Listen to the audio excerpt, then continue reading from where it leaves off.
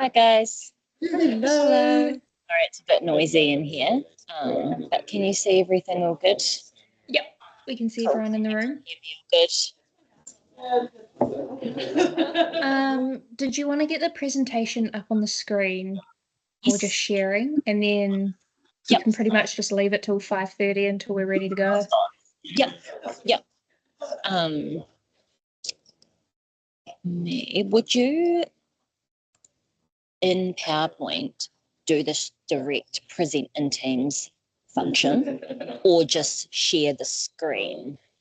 I just share the screen personally. Yeah. Okay. It's usually So if I go like comes through. this, yeah. And then obviously minimize you guys and have it like that. Yeah, that's perfect. Awesome. I'm gonna highlight the room video.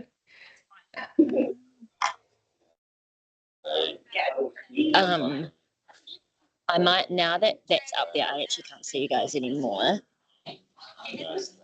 Do you want mute myself or?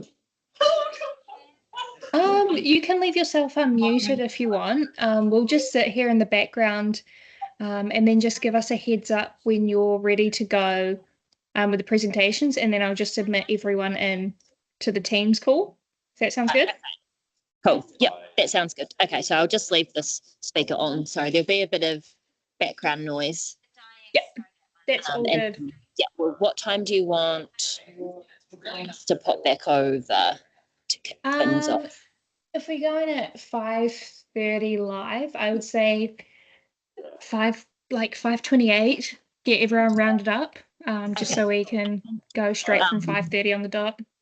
Perfect. So I think Tommaso here from Buffalo School will maybe come up first, or Holly might introduce him and he'll just do this health and safety briefing to the people in the room. Yeah. And then keep going from there.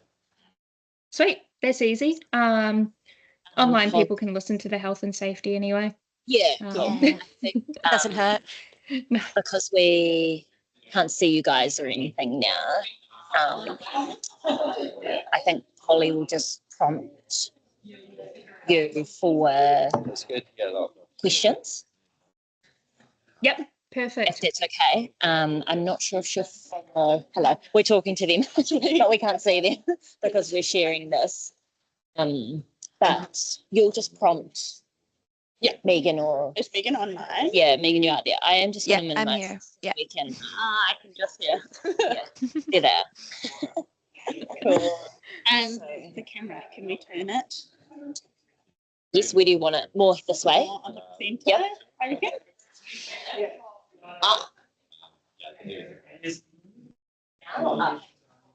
Does that should be fine? Does it? Yeah, I think that's good. That'll focus on the speaker, right? I think that's good. Can.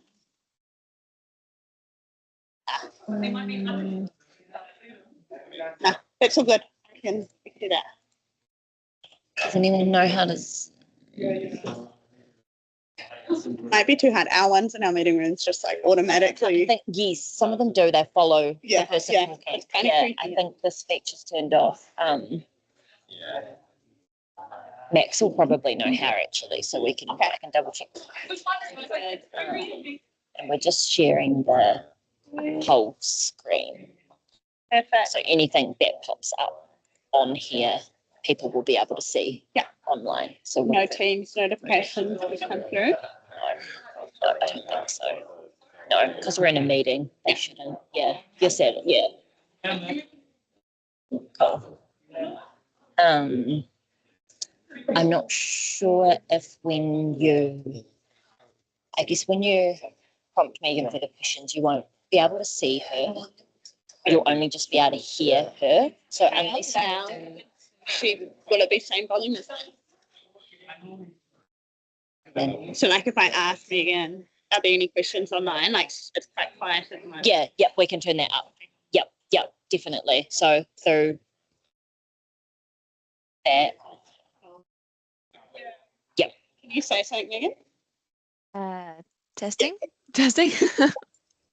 Once Right. there's no noise, it should be fine. Yeah. And there is another speaker we put on that seat there, so people sitting over there will be able to hear that speaker there. Yeah. No. Okay. We will just. I think we're all good, Max. Oh, do you know if we can zoom in the camera? Zoom in the camera. Yeah. I feel like It's fine if it's not doable. Yeah. Oh, you're testing my memory now. There. Yeah, I feel like it is too. It's too hard. Let's just leave it. That's Give it a little drive because we can't do it through Teams here because it's camera is we're sharing screen, aren't we? Yeah, you can share that.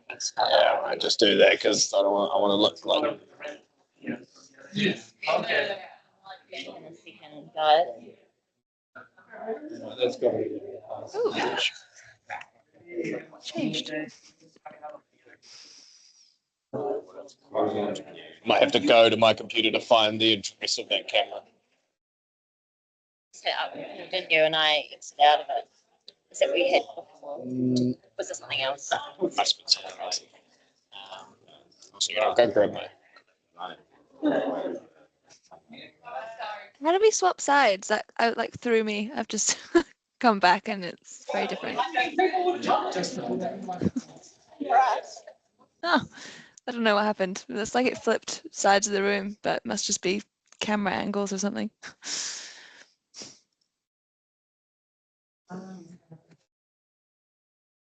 It's okay. Right. That'll be all right. Okay. Yeah. You don't know what else. Yeah. No.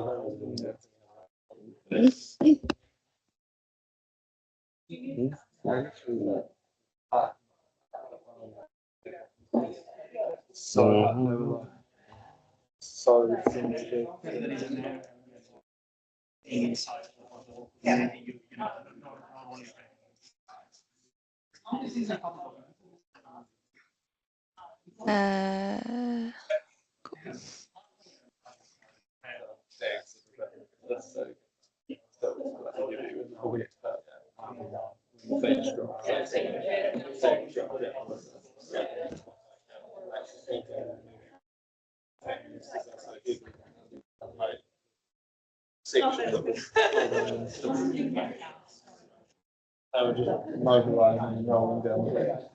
And we had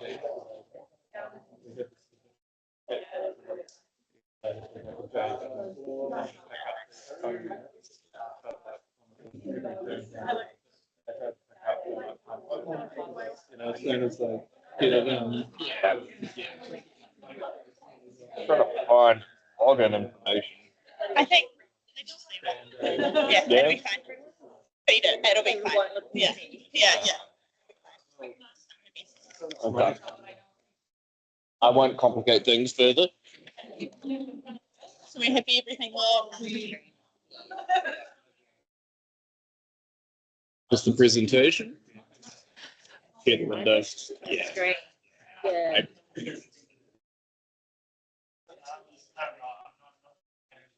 Presentation. Other thing, I've just realised. Yeah. Yeah.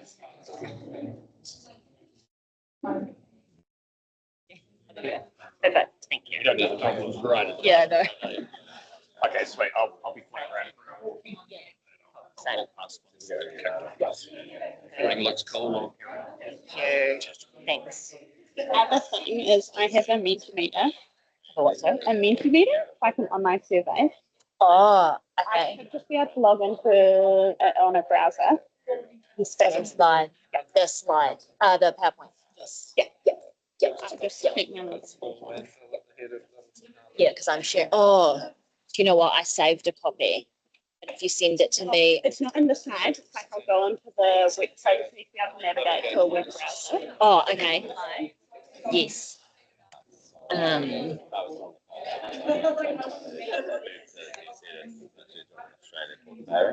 And yeah, they had two huge recession rates, like rate review system, like yeah. So we came up with a bit of a long-term strategy for it. And ended up gave them more recommendations when they went. Hard to justify, like, yeah, because they didn't know what was in it. Yeah.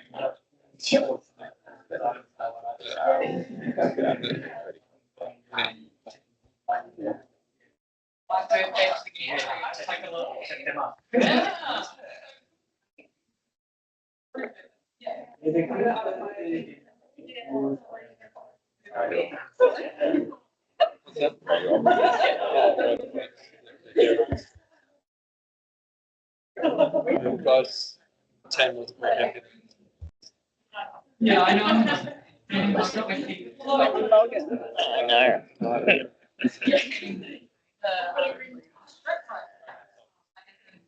You go to share,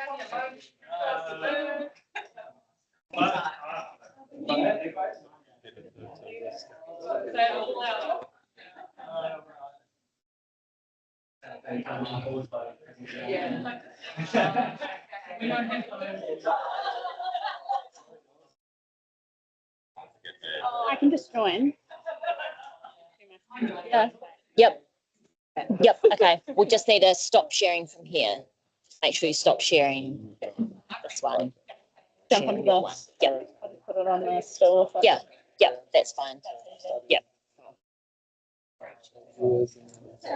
And then for long masters with I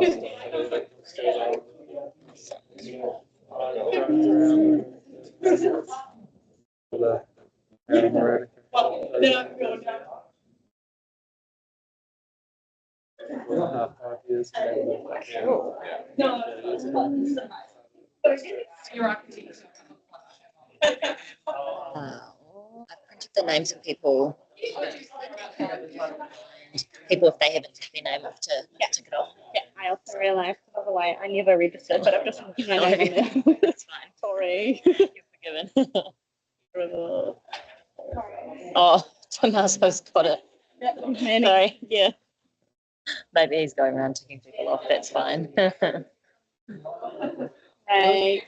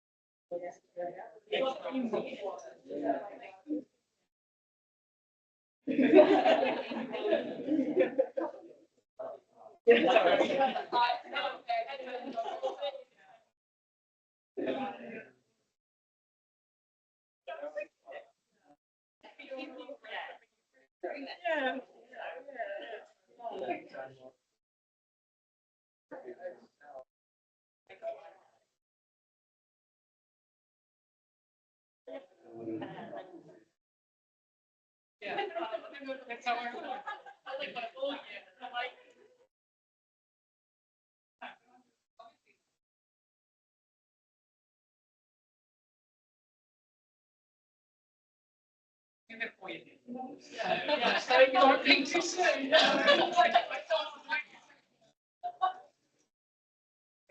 Yeah.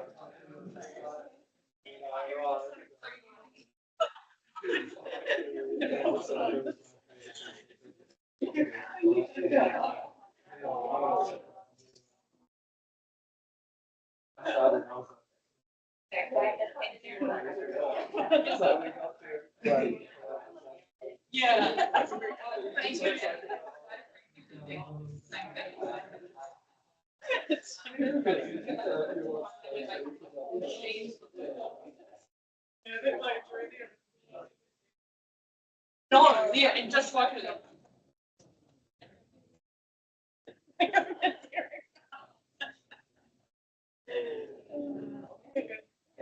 Oh, that doesn't work everything out. Yeah.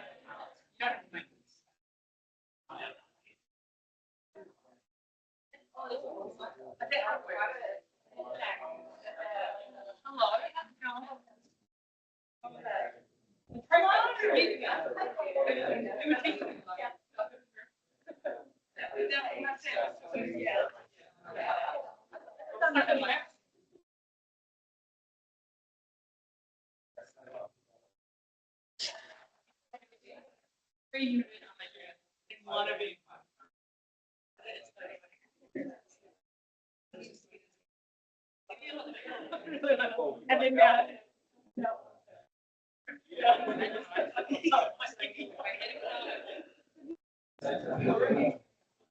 No, no.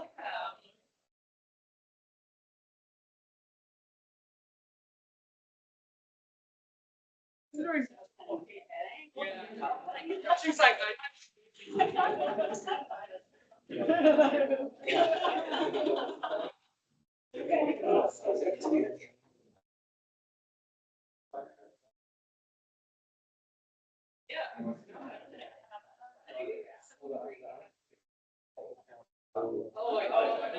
I should not.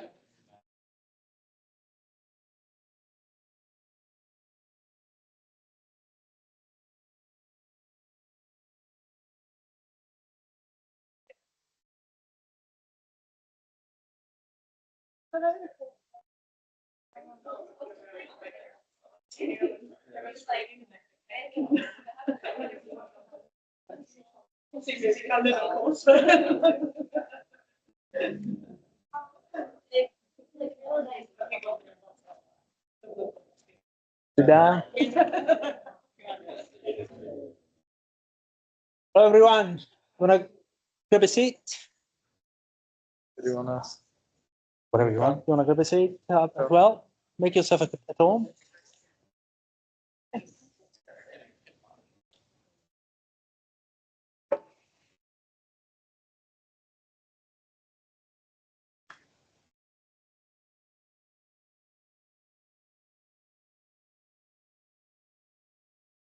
Kia ora koutou.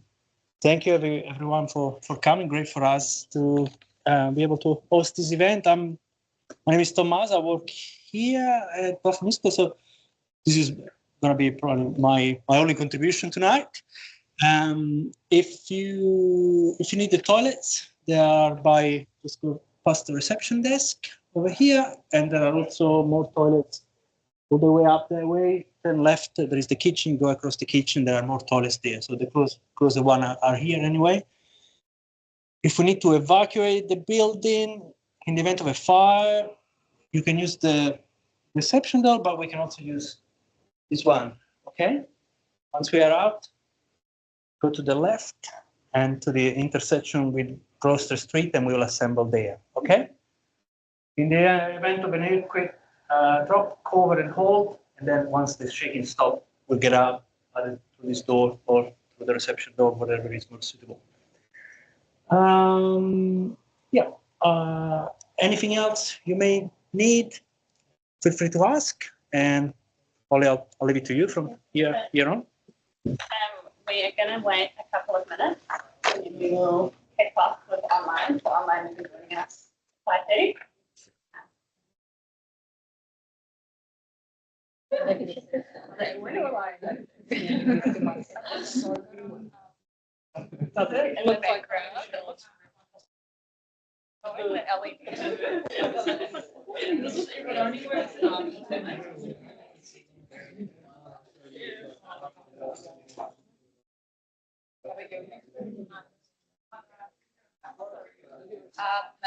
started files.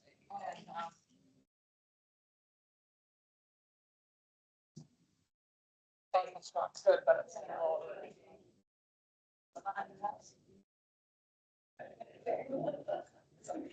do you get to bill a license?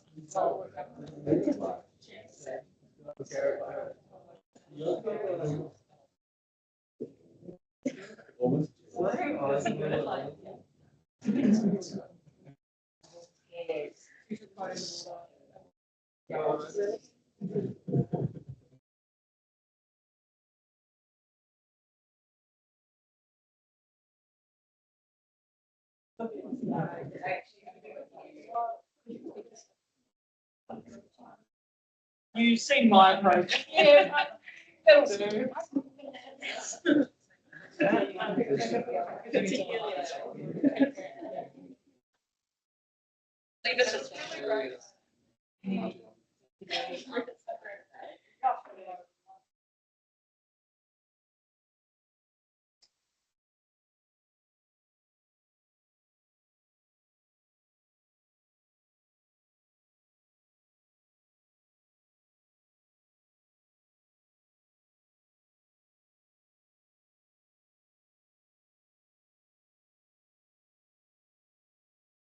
What if I can even?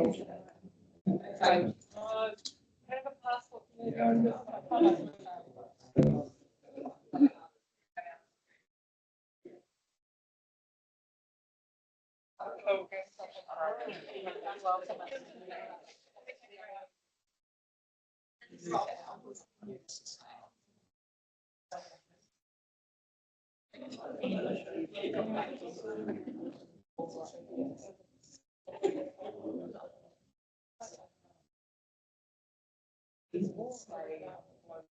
Okay. We will get underway. Kia ora all, and welcome to the New Zealand Coastal Society and Piank's second event in our Next Wave Coastal Career Series. My name's Holly, and I'm joined by Andrew Brown in person and Megan, who is online tonight and will be taking care of our online guests. Megan and I together lead the Emerging Career Professionals portfolio for the New Zealand Coastal Society, and Andrew takes on the role of Young Professional Chair for Piank in New Zealand and then Vice Chair for the Piank Young Professional Commission across Asia Pacific. I'd first and foremost like to extend a big thank you to Boffa-Miskell for hosting us in this wonderful venue. So this seminar series is all about giving you, as emerging professionals and students, the chance to hear from a diverse range of coastal practitioners to learn what their roles involve, the paths they've taken, and the lessons they've picked up along the way. This is exactly the kind of event we wish we had had when we were figuring out how to turn our degrees into meaningful careers. Tonight, we have 4 fantastic speakers lined up, all of whom have generously agreed to share their stories and insights into their coastal career journeys. So a huge thank you to them in advance.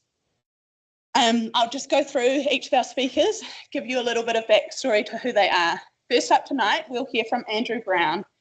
Alongside leading Piank Young Professionals, Andrew Brown is a senior coastal and maritime engineer at Tonkin & Taylor.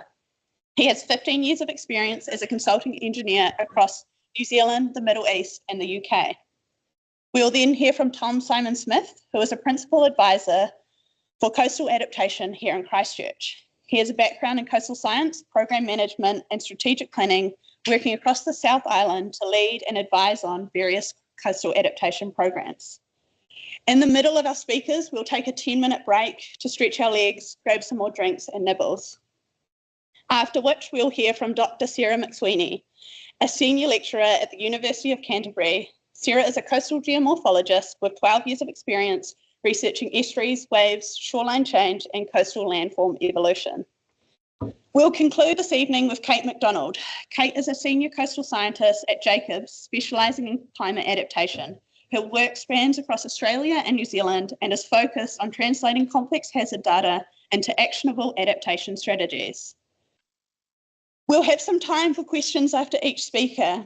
For those in the room, if you've got a question, because there's not too many of us, if you could please come forward. The microphone's up here, so come forward, just introduce us, give us your name and ask your question.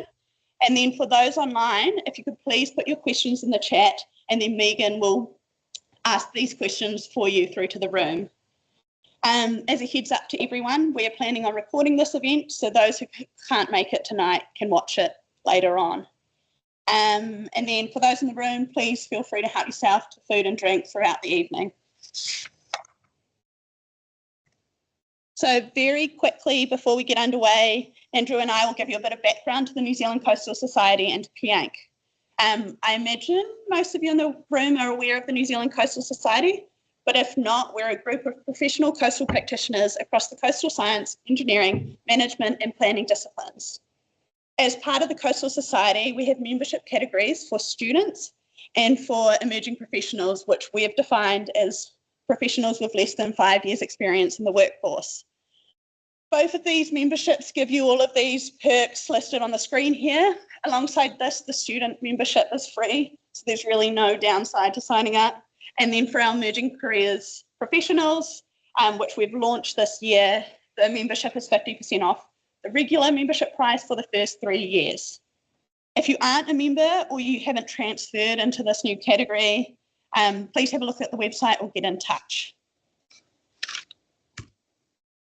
We're nearing the end of the year, so we don't have too many more events coming up of note, but our big one for the year, which is just a few weeks away, is the 2025 New Zealand Coastal Society Conference, which is happening in Napier.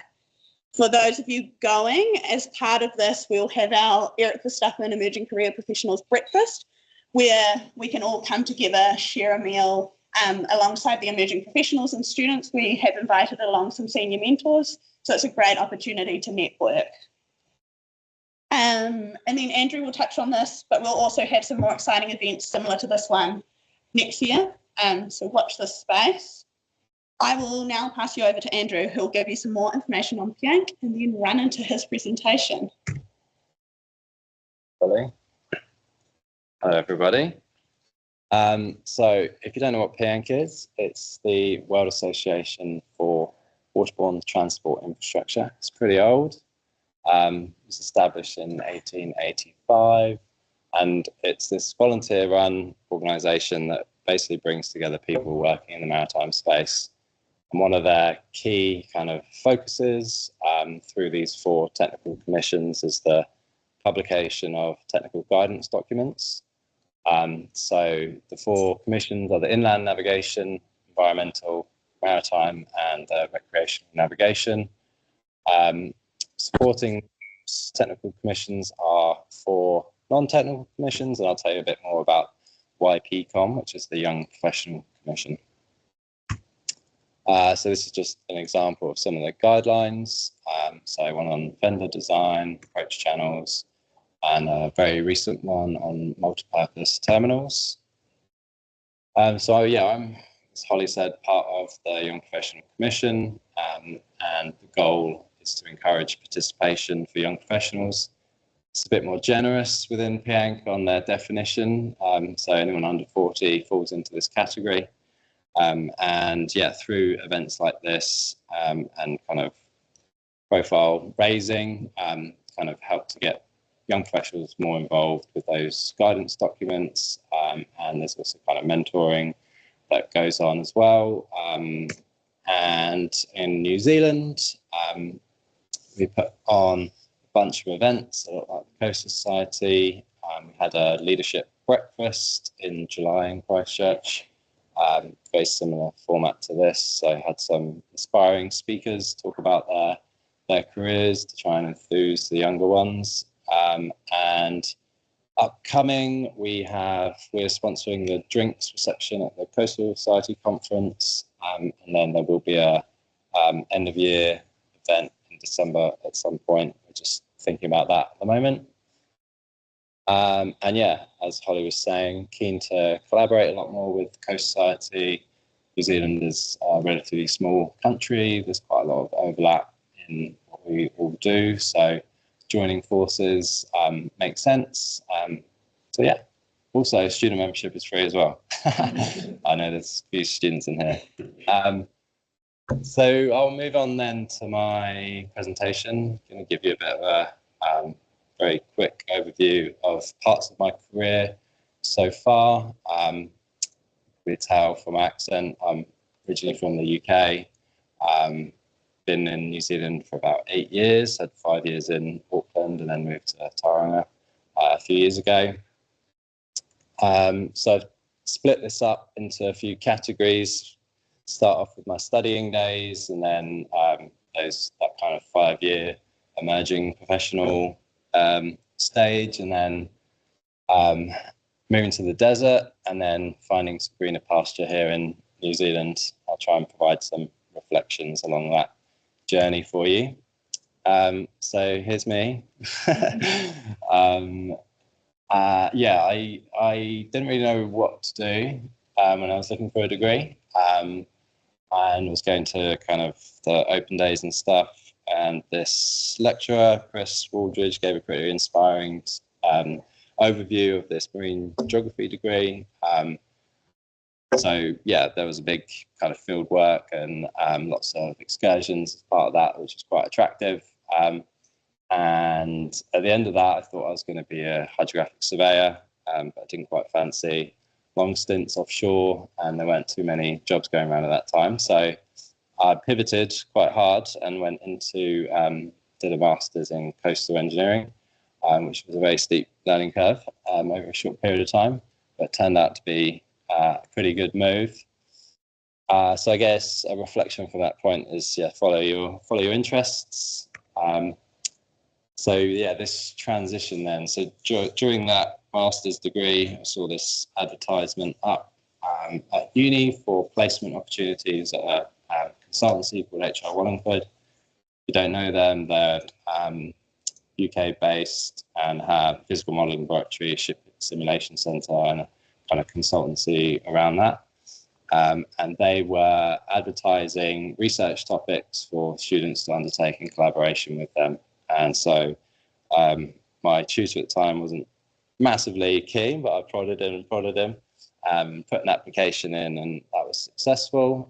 So I ended up moving to Oxford for the summer and studying beach profiles around the south coast, across the Middle East, and kind of re-examining the DEAM profile, so equilibrium beach profile predictor, and its applicability for artificial beach design. Took that research a little bit further with HR Wallingford, and this is me presenting at my first conference, looking a bit terrified, in 2011. And so yeah, I'd say take opportunities that are available to you as a reflection on that stage. When that thesis was wrapped up and my time at Wallingford was coming to a potential end, I'd become quite pally with the guy that was sitting opposite me, and it turns out he was one of the key authors of the Eurotop manual. You guys know that. Tim Pullen, Dr. Tim Pullen, and my last day I was like, have you got a job? And he's like, wait there. Went and had a chat in another room, and he's like, yep. I was like, cool. Turns out it was working in the laboratory pretty much as a labourer. I quickly found out there's a bit of a hierarchy in the physical modelling world. You start in right at the bottom, sieving and weighing rocks. Then you get the license to be able to construct the model and place armour units, run the tests, analyse the results. leading into reporting, and then eventually you end up managing the studies. And then when you get to the top of your game, you can start providing design and value engineering advice to your clients. So this was the reason they hired me. This was at the time the world's largest physical model. It was the base. We had to join 3 wave basins together. It's 48 meters by 32 meters, so a lot of rock to sieve. If anyone knows what an Icelandic type breakwater is, it uses even more rock than a normal breakwater to optimize output from a quarry. So you end up with thicker armor layers, and then it reprofiles over time. So there was a crazy amount of rock to sieve, weigh, categorize, and then spray paint, run tests, and then analyze the movement of armor between each test. And that was, kept me extremely busy. This was my office basically. Got my to-do list on the left there. Then the all important dumpy level for checking levels of the model. PC on the left drives the wave paddles you see in the back there. And then the PC in the middle's gathering all the data from all the wave gauges, some other devices in there, and then a bunch of laptops for analyzing scanner outputs, pre and post test. It's just a picture of a nice model that I ran. And then this one made me laugh because I think it must be towards the end of my physical modeling career, because I'm the guy in the office watching everyone else construct the model. So I guess I'd reflect and say, starting at the bottom is probably a good thing. You learn the fundamentals, everything that goes into each stage, and that sets you up when you end up managing something. Also had the opportunity to do quite a lot of research while I was there. It was quite a heavy research-focused organisation. One of them was looking at these structures to put in wave flumes around the world to reduce unwanted reflections in your test area. So we had to meet certain reflection coefficient targets.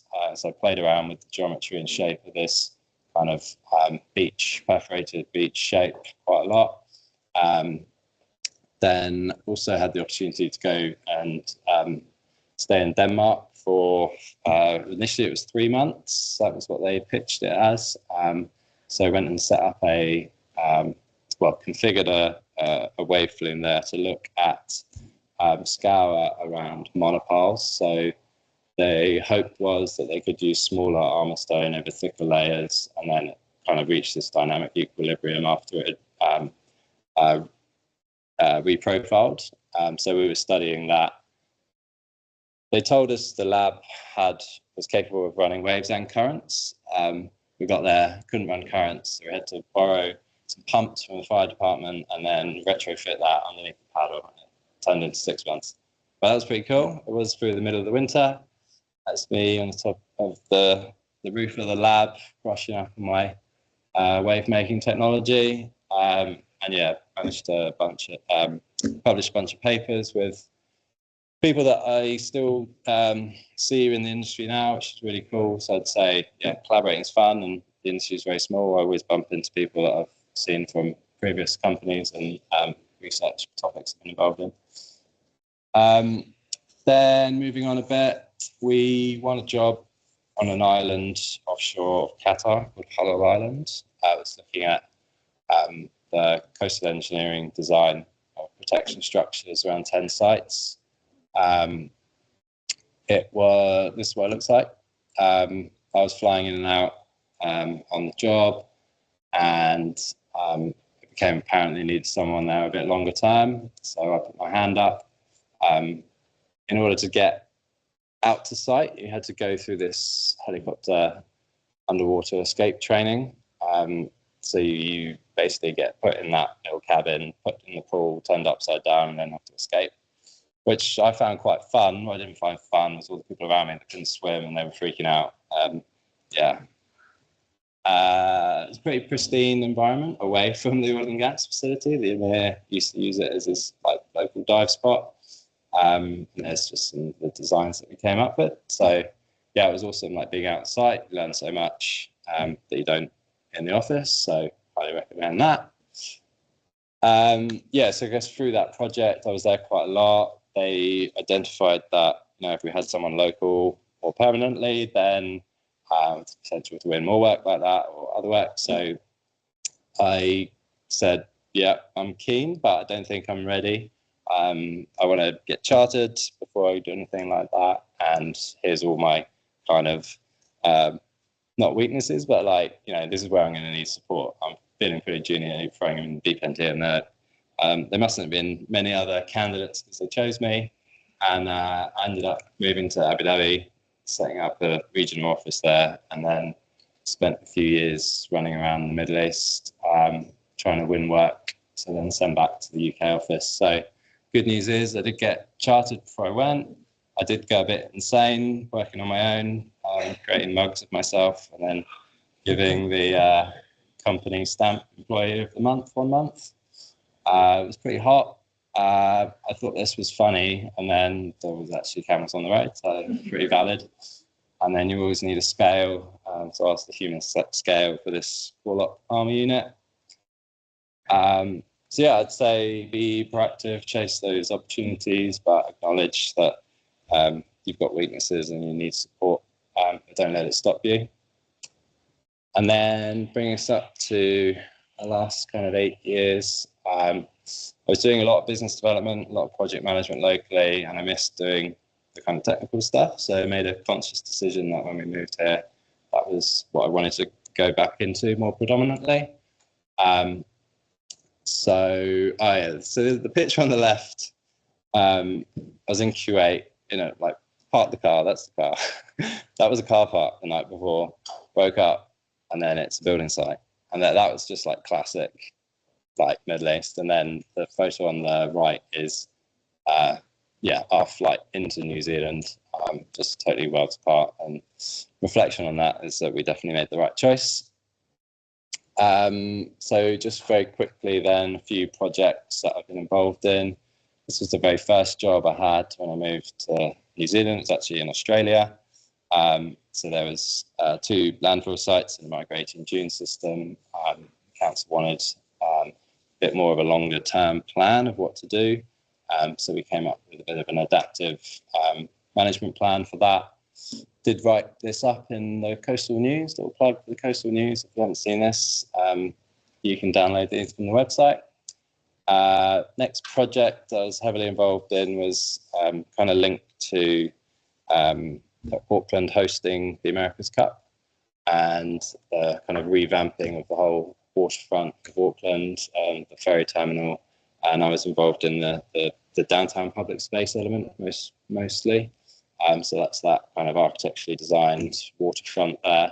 So that was pretty awesome, like going all the way from the initial concepts all the way in now being constructed. And that was pretty sweet.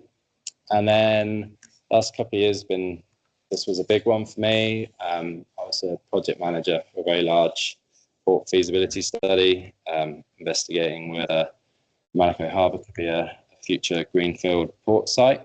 The big challenge there is the ebb tide delta at the entrance, and so the crux of the study was determining whether it was feasible to dredge and maintain a channel through the bar. Turns out it's pretty hard. I'd say variety is good. I do quite a lot of different stuff. And then wrapping up, the last little bit of my career, I've got more involved in industry groups like the Coastal Society in Piank. I'm on a working group through Piank, developing revised guidelines for floating breakwaters.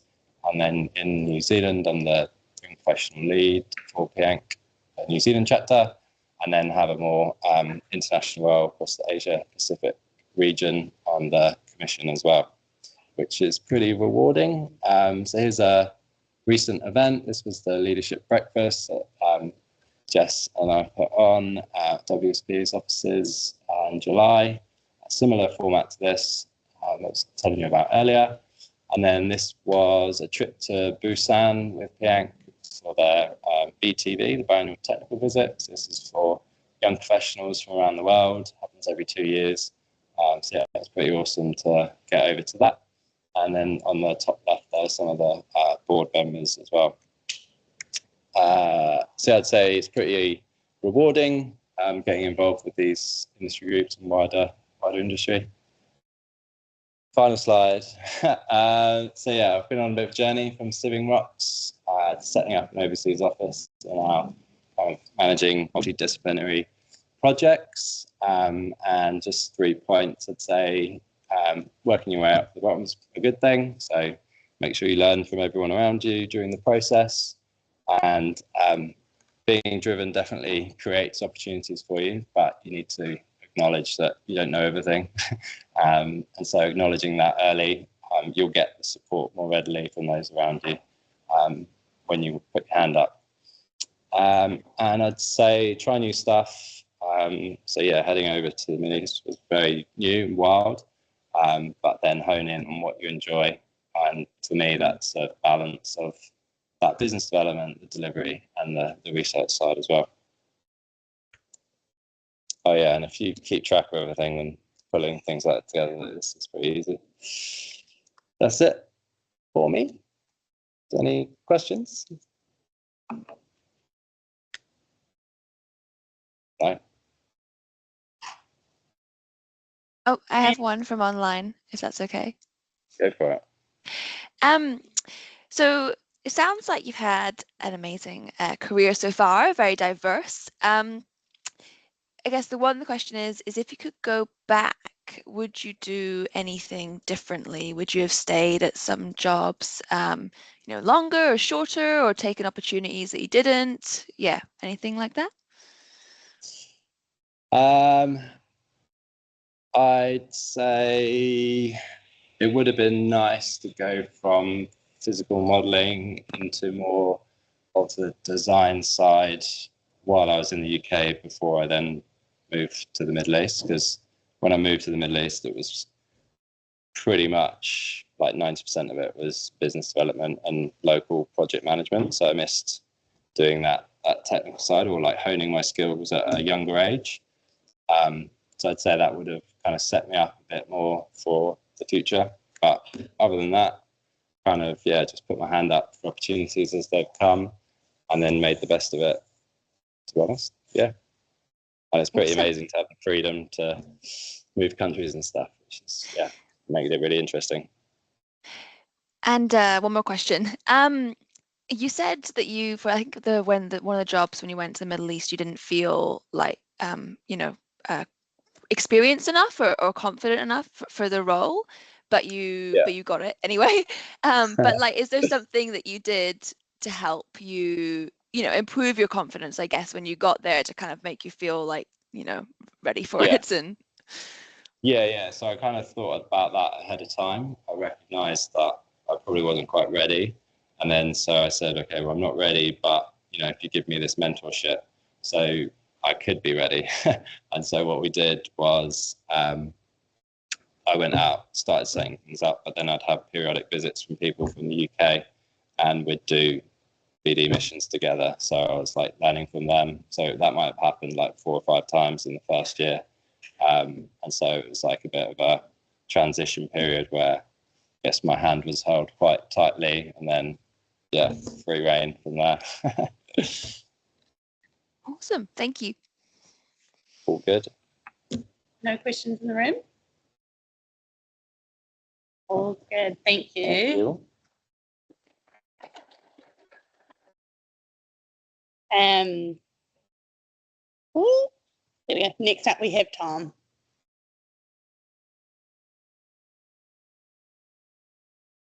Oh, kia ora team. Thank you for the segue, Andrew. I saw at the bottom of your slide, you said if you don't keep track of your achievements, then this stuff's hard to pull together.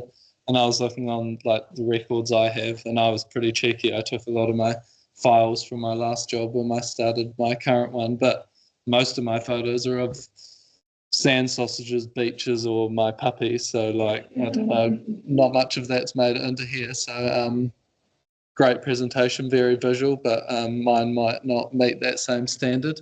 This visual is probably the peak of it.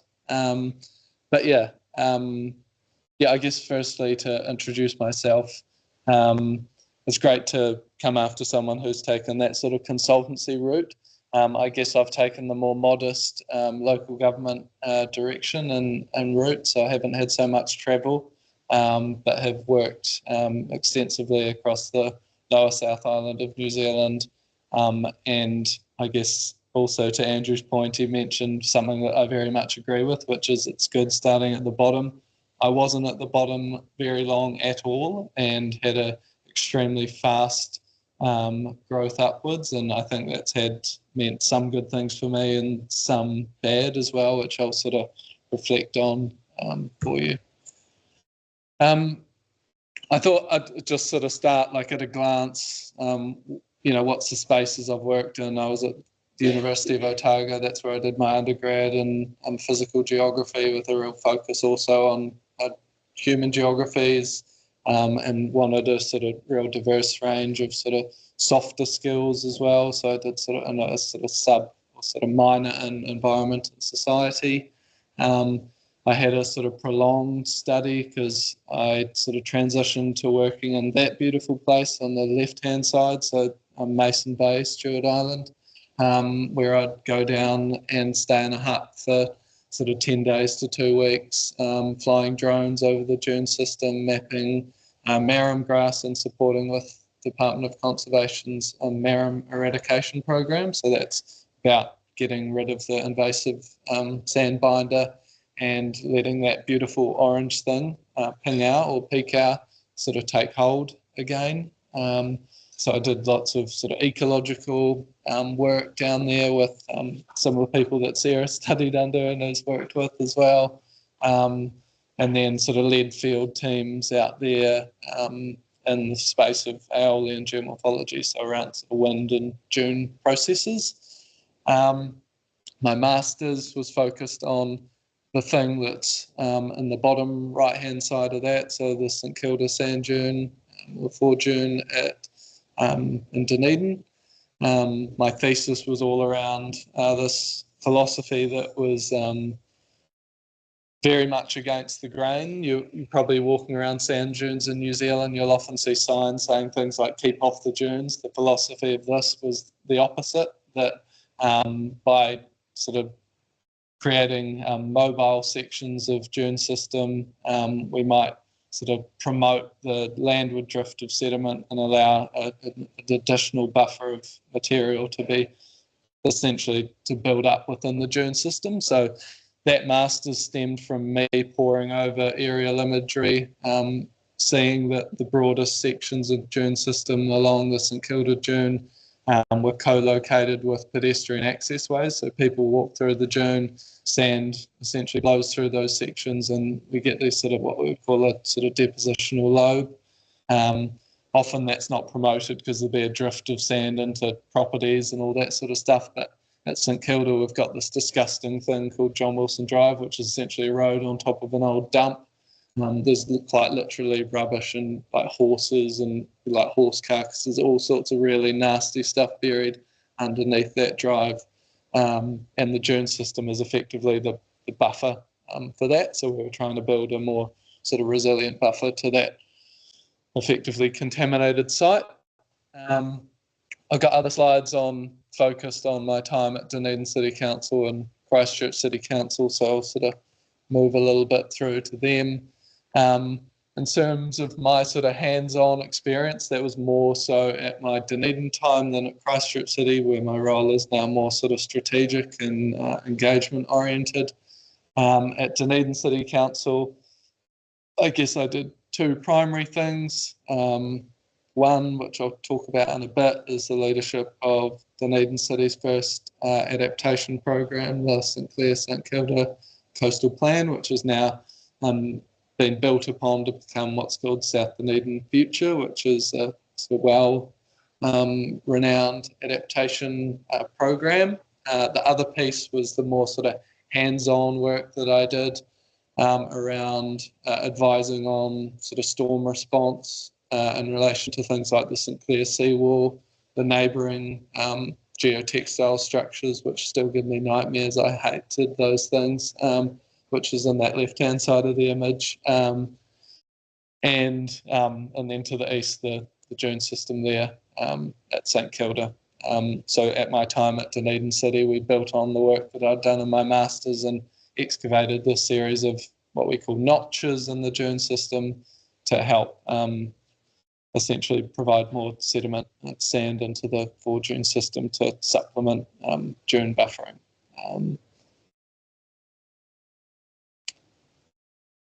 Then I guess quickly before I go on to some slides that are devoted to CCC and DCC times, I also have a significant emphasis on sort of public participation and engagement. So my roles have sort of then moved from sort of more applied shoreline management and advisory stuff more into the leadership of processes around DAP, dynamic adaptive pathways planning, and taking community groups through complex discussions around hazard and risk management, option identification, and sort of plan development. So in the bottom right-hand image is one of the, it's an example of some of the cooler stuff that I get to do. That's myself, and you can see one of those children is about 6'1". That's my colleague Sarah, and she's 27. Her and I out at Diamond Harbour School doing like a painting session with the kids about what they love about the coast. These are some of the more sort of, I guess, interesting ways that we get to engage with our communities around understanding sort of what matters most to them. Cool. That's just my attempt to give a sort of quick fire on some of the different elements of my career, and now I'll go into a little bit more depth on my time at Dunedin City and Christchurch City Councils. So I was employed at Dunedin City Council as a coastal specialist in 2017, and I worked there for 4.5 years. As part of that time there, I guess I'll touch on a few main things. The primary role for me was the leadership of a near on $1 million consultancy project with WSP on the development of the St Clair St Kilda Coastal Plan. That was essentially hazard assessment, risk assessment work, options assessment, and a hell of a lot of public participation and engagement around bringing the community in to understand the options available, the ways that we might take this forward, and what we have to gain and to lose through adaptation. During that time, I presented at over 100 public events. So these are sort of residence events with surf clubs, community groups, and just a hell of a lot of outreach. So I guess to Andy's point, that's I guess going that extra mile and sort of being sort of active in the community. I mentioned at the start when I started speaking that I sort of, I guess, accelerated quite quickly through my career. Some examples of that would be 6 months into my job at DCC, I drove the mayor at the time out to St Clair Beach. He didn't have a driver's license. He's very progressive. And him and I were interviewed by One News on the St Clair St Kilda work, particularly around the landfill management at Kettle Park. So that was pretty scary. I was sort of like 9 months out of uni and sort of being tasked with sort of fronting sort of national media in that case, which was hugely, well, you just learn a hell of a lot. I'm sure I'd cringe at a lot of the stuff that I'd said and did back at that time, but it's also sort of helped me an immense amount. The other, I guess, little tidbit or piece that I would mention that is like a sort of project that I really enjoyed is the one that's in the middle of that image. I was tasked by, I guess, largely a community group that was placing pressure on council to reinstate a sort of artificial sand fence on a really culturally and environmentally significant section of shoreline, the Karatane sand spit north of Dunedin. Historically, council in a few different cases had built like a essentially wire mesh sand fence to try and trap sand control some of the channel activity, but also to reduce wave energy on the shorefront because it was overtopping some of the roads and making some of the marine access more difficult. I guess through my experience with AOL geomorphology and my desire to not favour sort of hard engineering, sort of had this idea that we could sort of play pick up sticks with the community and essentially worked with the local Runanga and the community over essentially a really special day where we went out on Waka and essentially we picked up sticks, and instead of building a fence for tens of thousands of dollars and contracting a consultant, we picked up material that naturally comes down the river and built a sort of windbreak, and it's been extremely effective. The sort of benefit of it is that we know it will get washed away, but so would have the other thing, and instead of plastic littering the estuary, we've got wood that would have been there anyway. So that was just like a cool little project that we worked on the side. Yeah, I won't sort of dwell on the DCC stuff. We'll move on to more recent stuff. So for about the last 3.5 years, I've been the principal advisor and technical lead on the Coastal Hazards Adaptation Planning Program at Christchurch City Council. Again, or partly why they brought me in, because I had experience in getting these plans across the line at council, facilitating these processes with communities, and in that time we've now delivered Christchurch City Council's first adaptation plan as well in Littleton Harbour and Port Levy, so that's pretty cool. And 2 weeks ago we doubled the size of our team, so we're now 13 adaptation staff at Christchurch City. I think we're actually twice as big as any other adaptation team in any other council in the country. So we're very much resourced. We have no excuses now for not doing things well and, well, I won't say quickly, but quickly-ish. So yeah, we're sort of got a really growing team, a really young team that's sort of fun to be a part of. My role is largely around developing the processes that we'll undertake to sort of take communities through processes of options assessment and development and all of that sort of stuff. So commonplace for me is going out to meet with residents groups. In fact, I'm going to Akaroa on Saturday in 2 days' time to present in front of probably about 100 people at a town hall meeting about our program, and probably get shouted at. This is usual sort of council stuff, so you get a thick skin because people typically don't like council, and I'm not exactly the bearer of good news. I guess other sort of real highlights for me is the work that we do with Runanga, the sort of cultural growth that you get through that, cultural awareness, the ability to bring sort of contemporary knowledge together with Matauranga is sort of immensely rewarding. And then I guess I get to do a lot of work with people that are much smarter than me, like these two up here, like, the consultants at Jacobs and UC, Sarah and others that support us doing cool sort of technical work, monitoring and all sorts of fun stuff like that. I thought I wasn't sort of sure exactly how to sort of frame this, but I thought I'd just sort of share some thoughts. So, yeah, it's similar to Andrew. I've sort of said, say yes to opportunities. That experience is sort of everything. Yeah, probably as simple as that to an extent, as long as you're obviously comfortable with it. Lean into what you enjoy and you'll sort of naturally thrive. For me, sort of consider your values is extremely important as well. That's kind of why I'm in local government, I would suggest. Yeah, I've said sort of trial and error. That's speaking to the fact that I was sort of thrust into it, having to do a lot of really difficult stuff at a young age. You learn a lot from that.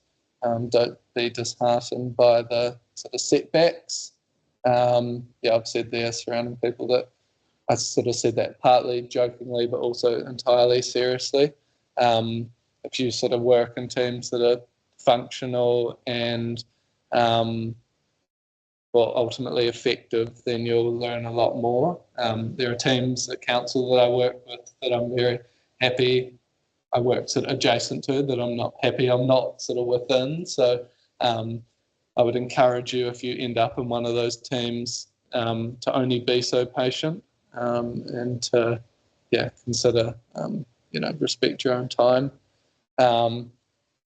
Personal and professional life balance, I've just sort of said I don't think I'm positioned particularly well to give advice on that. Something that we always sort of work on, but find things that help you switch off. That's super important. I think that top thing is probably, when I was working on this, probably in my mind the most important thing. Be sort of humble, I guess. Like I've said then, it's really important to know like your limits and what you know and what you don't.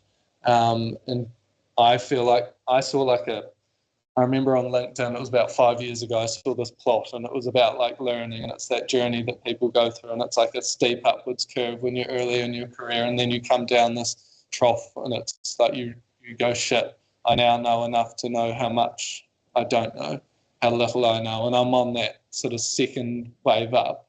But I think if you can accelerate yourself into that second wave, I think it's super important. Something I guess more specific, because with these new 6 people we've brought on board, I was involved in recruiting 5 of them, and pouring over, in the last 2 months, like over 200 CVs and cover letters. So I would say don't focus so much on what you know or think you know. Focus more on how you can help in that application, what you've gleaned from your experiences might help you apply yourself in that role. I think that's super important. And then I've got sort of never stop learning, show initiative, and bring yourself to work. That's probably all from me.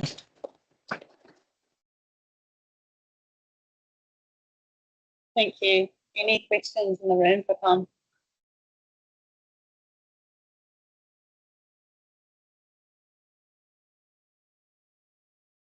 Thomas speaking. Tom, my question is, I was very impressed with your technical background, your research, and the science you've been involved in. So now, large part of what you do now is really the people interaction, working with community. Is that those skills that you need to do that? Is that all learned on the job, or did you ever have any formal training for that? It's a huge skill set. It is learned on the job. Like I naturally am a horrendous public speaker. Like I think when I say naturally, I mean like historically. Like when I was at school, that was just like absolutely terrified me. So yeah, that's very much sort of trial and error. I would say the thing that gets me through it is that I'm a real doer, and the best. I'm not necessarily the best in the team at proactively speaking on our work, but I'm the best at responding to difficult questions because I have enough sort of experience and knowledge to sort of pull on different threads. Also a willingness to go, I don't know, like whereas other people maybe feel pressured to sort of, demonstrate knowledge or sort of just to throw an answer out there, even if it's maybe not the right one. And at council, that's often a dangerous sort of approach. So sort of willingness to acknowledge your limits, sort of say no is super important. Thank you for the presentation. That's really cool. I have a couple of questions for you. First, what's your puppy's name and what kind of puppy is it? We're all dying to know. And second, the dreaded St Kilda sand sausage thing. Was that lowest price conforming, or what would you have chosen to do instead of that? Her name's Ori, and she's a little black lab. I can show you a picture at the break. And then,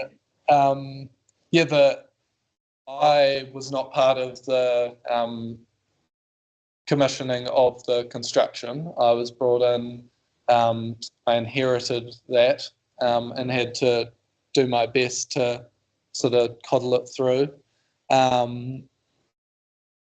essentially, yeah, to an extent. I would also suggest that at the time that council commissioned that work, they didn't have the expertise to critically review it.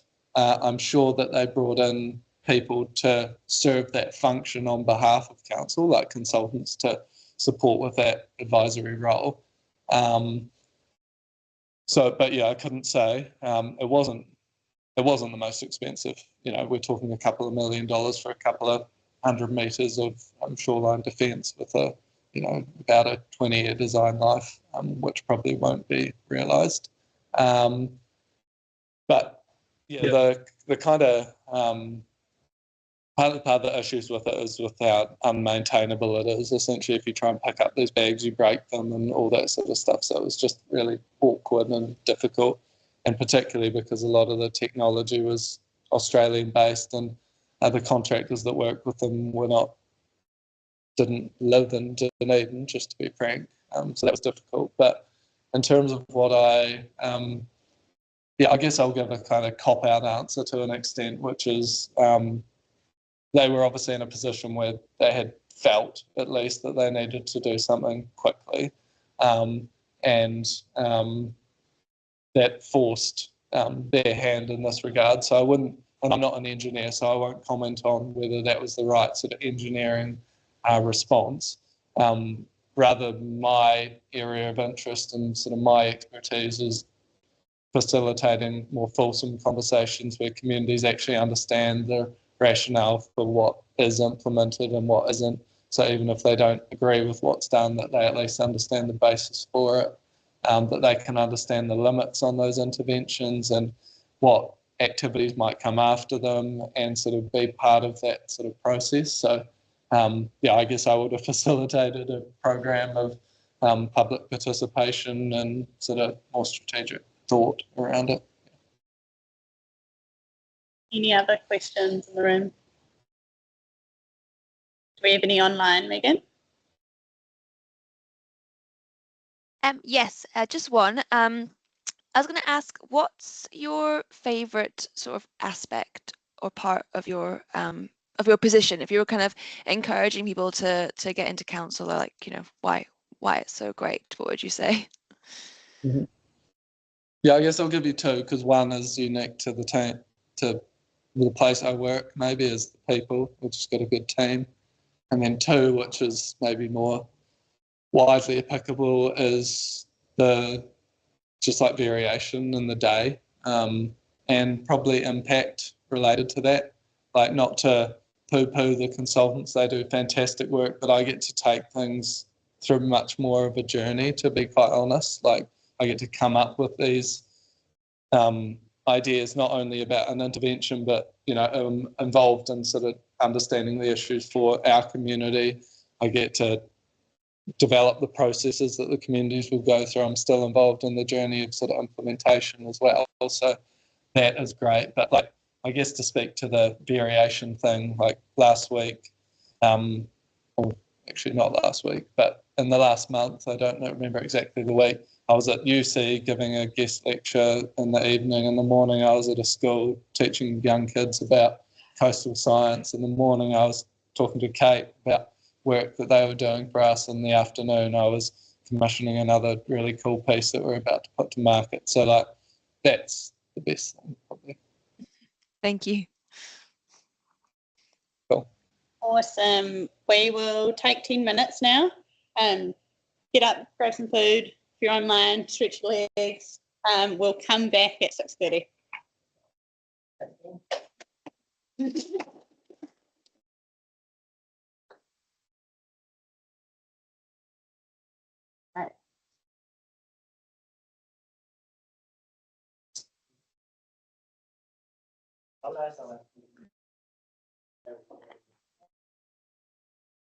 How are you, Melissa?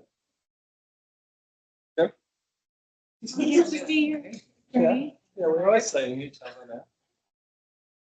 Oh my gosh.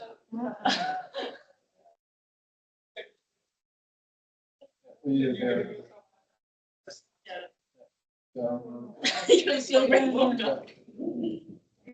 Oh, you make Courtney? The blonde lady that was hosting with. Yeah, she's a friend of mine.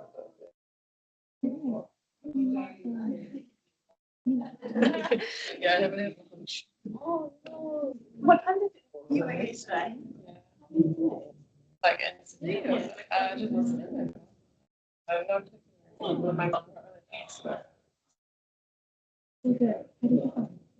It was good. Yeah, it was probably difficult because like when I go to the coastal side, it's probably like 8 talks out of 10 or something like that. And at that conference was probably more like 5 talks out of 10 just because there's a lot of like academic stuff. And I like research, but I'm also probably more about everything. So there's a little bit of like reality. That is another. No, I got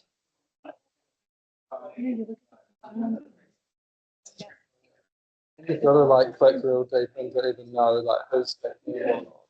It's like in the coastal study conferences, there's only like 2 or 3 streams. So like when you go to something, you're missing like one other thing. Whereas at that, you go to one thing, you're missing like 10 other things.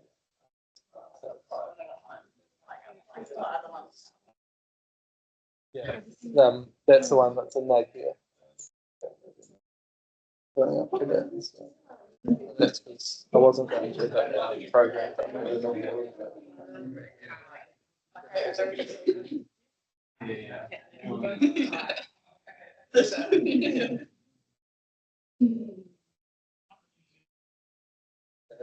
Yeah, we do a lot of youth.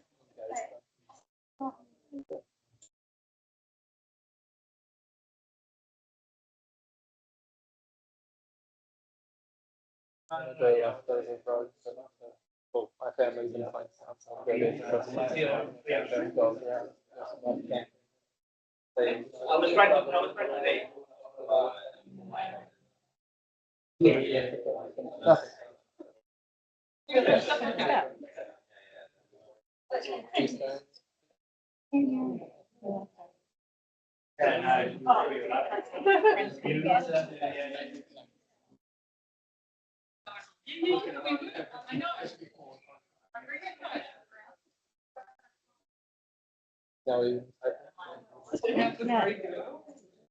How long have you been here?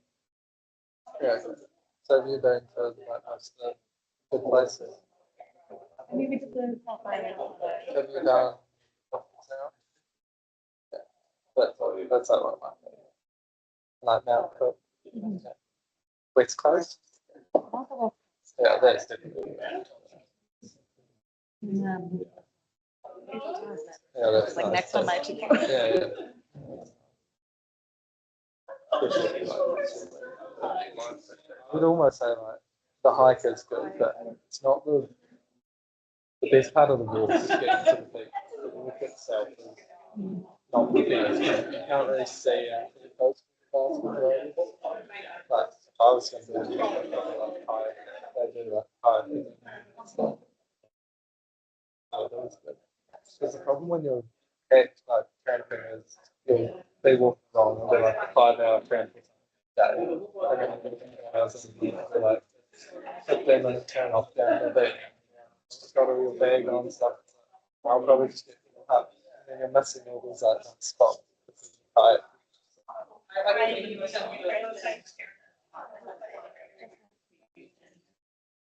Yeah.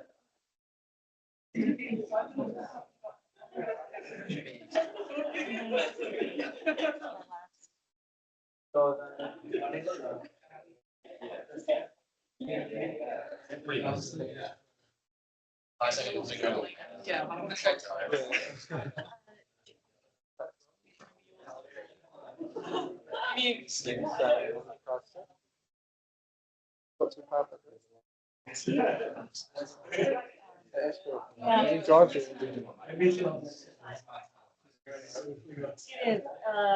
gosh, can we have a little,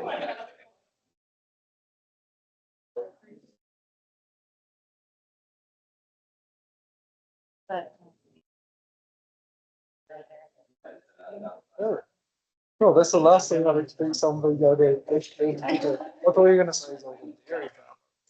Maybe, yeah.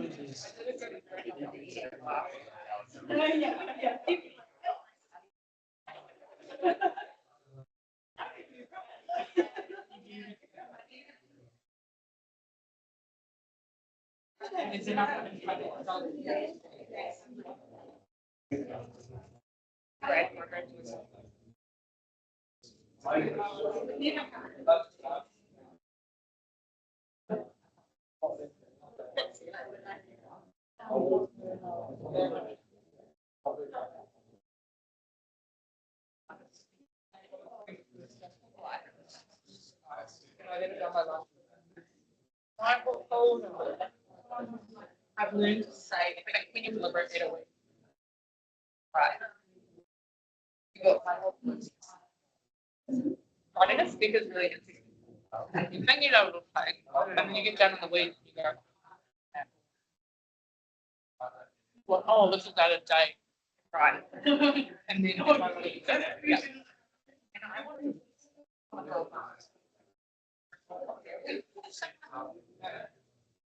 to notice things that I want to spend something here at risk of it.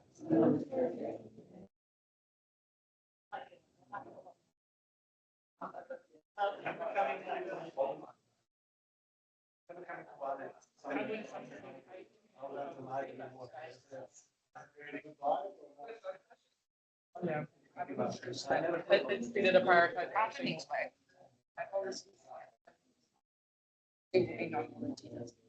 Watch this. Mentally, it's been good for me because we've had so like really, yeah.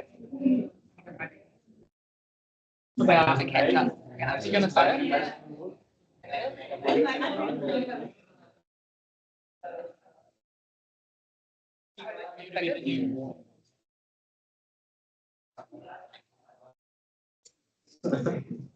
So you say you don't want to do this.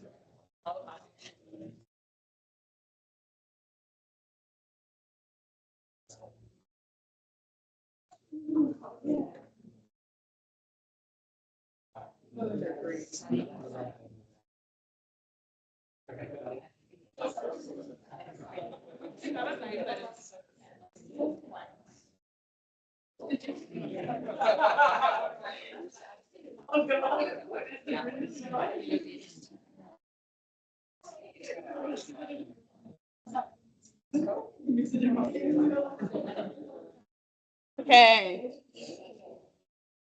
Can we all sit down and get back into it?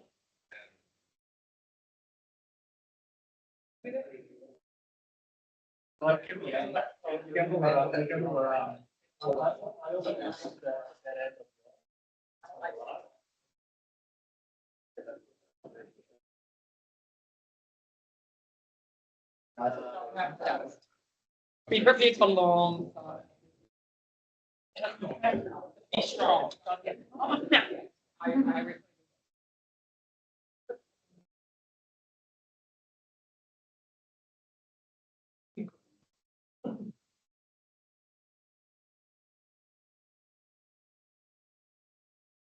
I Perfect. So our next speaker is Dr. Sarah McSweeney from University of Canterbury.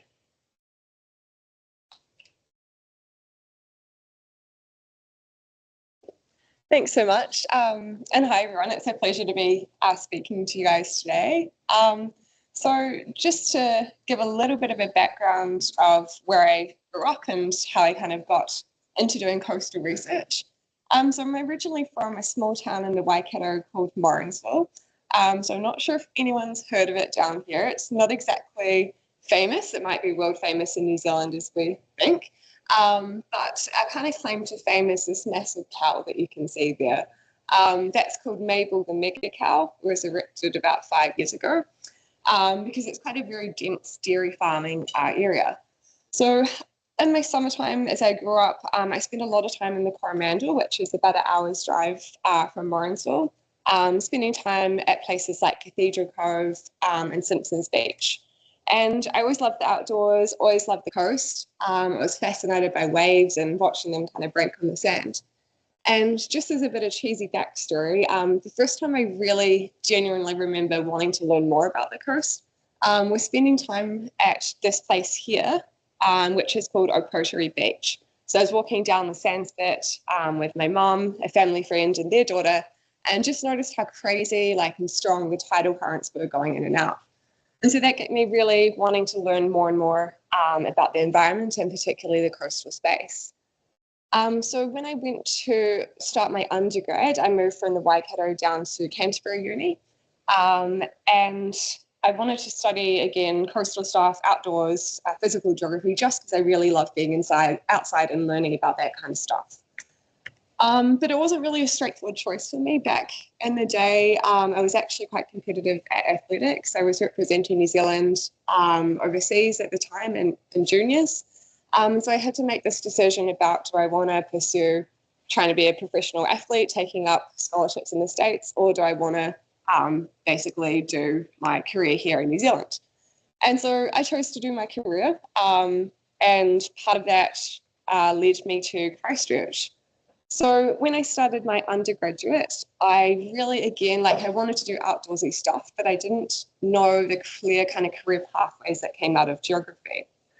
So listening to my parents probably a bit too much, I enrolled in a double degree doing law and Bachelor of Science, majoring in geography.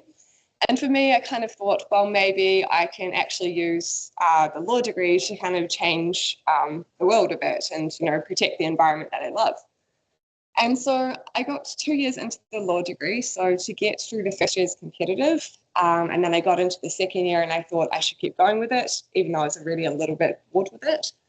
And I had this moment about halfway through. I was in a 3-hour land law lecture, and I remember the lecture was about people who basically had an argument or a court case about a right-of-way driveway.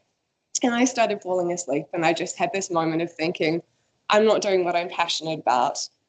This is a really hard thing to change because basically I'm going to forfeit my fees for that year if I pull out. But I actually did it, and I got some advice as well from career counsellors and family friends, and essentially set myself up to pick up some of those credits in summer school and geography courses. So that was really, really hard to do. But as soon as I did it, I felt so much happier. My third year, my honours year in geography, I really knew that I'd made the right choice and was doing something that I loved. So just thinking back in that, it's never too late to change, but if you feel like you're not enjoying what you're doing, it might be a good idea to think about it. And so with my geography degree, I did honours working on the Opihi River mouth. At the time, we had the 2011 quake. So I started that degree in 2011. The quake was in February. And so unfortunately, we didn't really get to do the fieldwork and things that I'd hoped for, but it was still a really good project. Coming out of that, one of the things that I look back on now is that I really tried to avoid GIS because I thought I don't want to be stuck inside in a computer lab.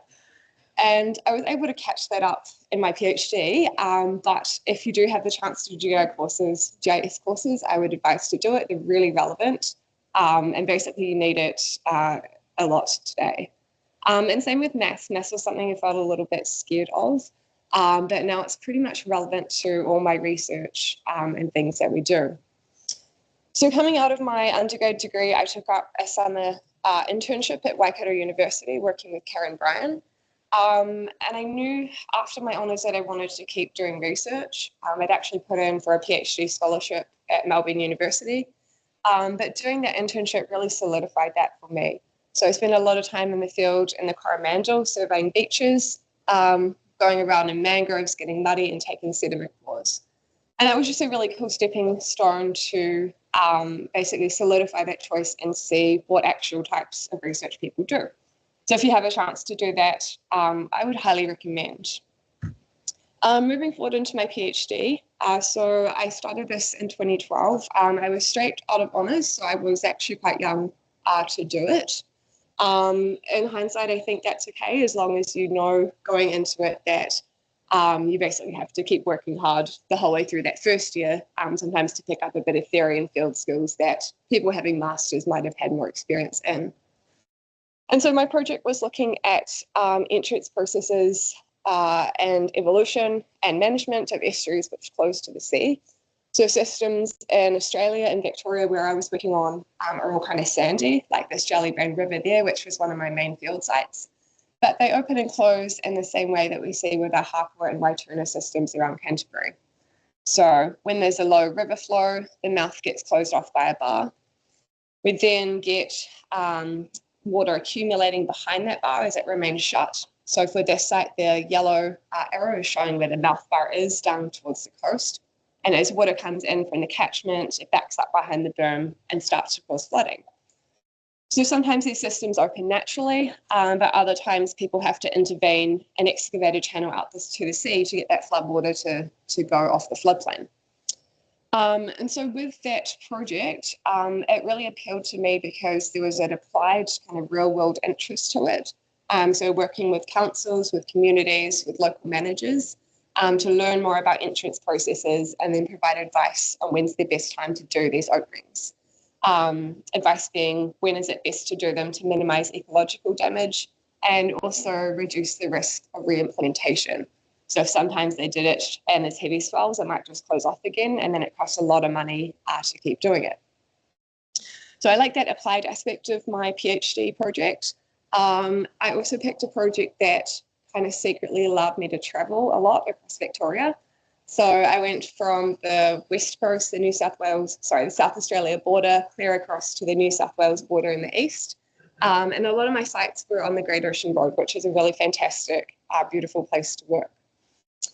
It had a mix of field lab and modelling skills in it. So I wanted to get kind of a broad skill set out of that. And also it appealed to me because these estuaries are really dynamic and interesting systems. So I'm just going to show a quick video, hopefully it works, of what I mean for this.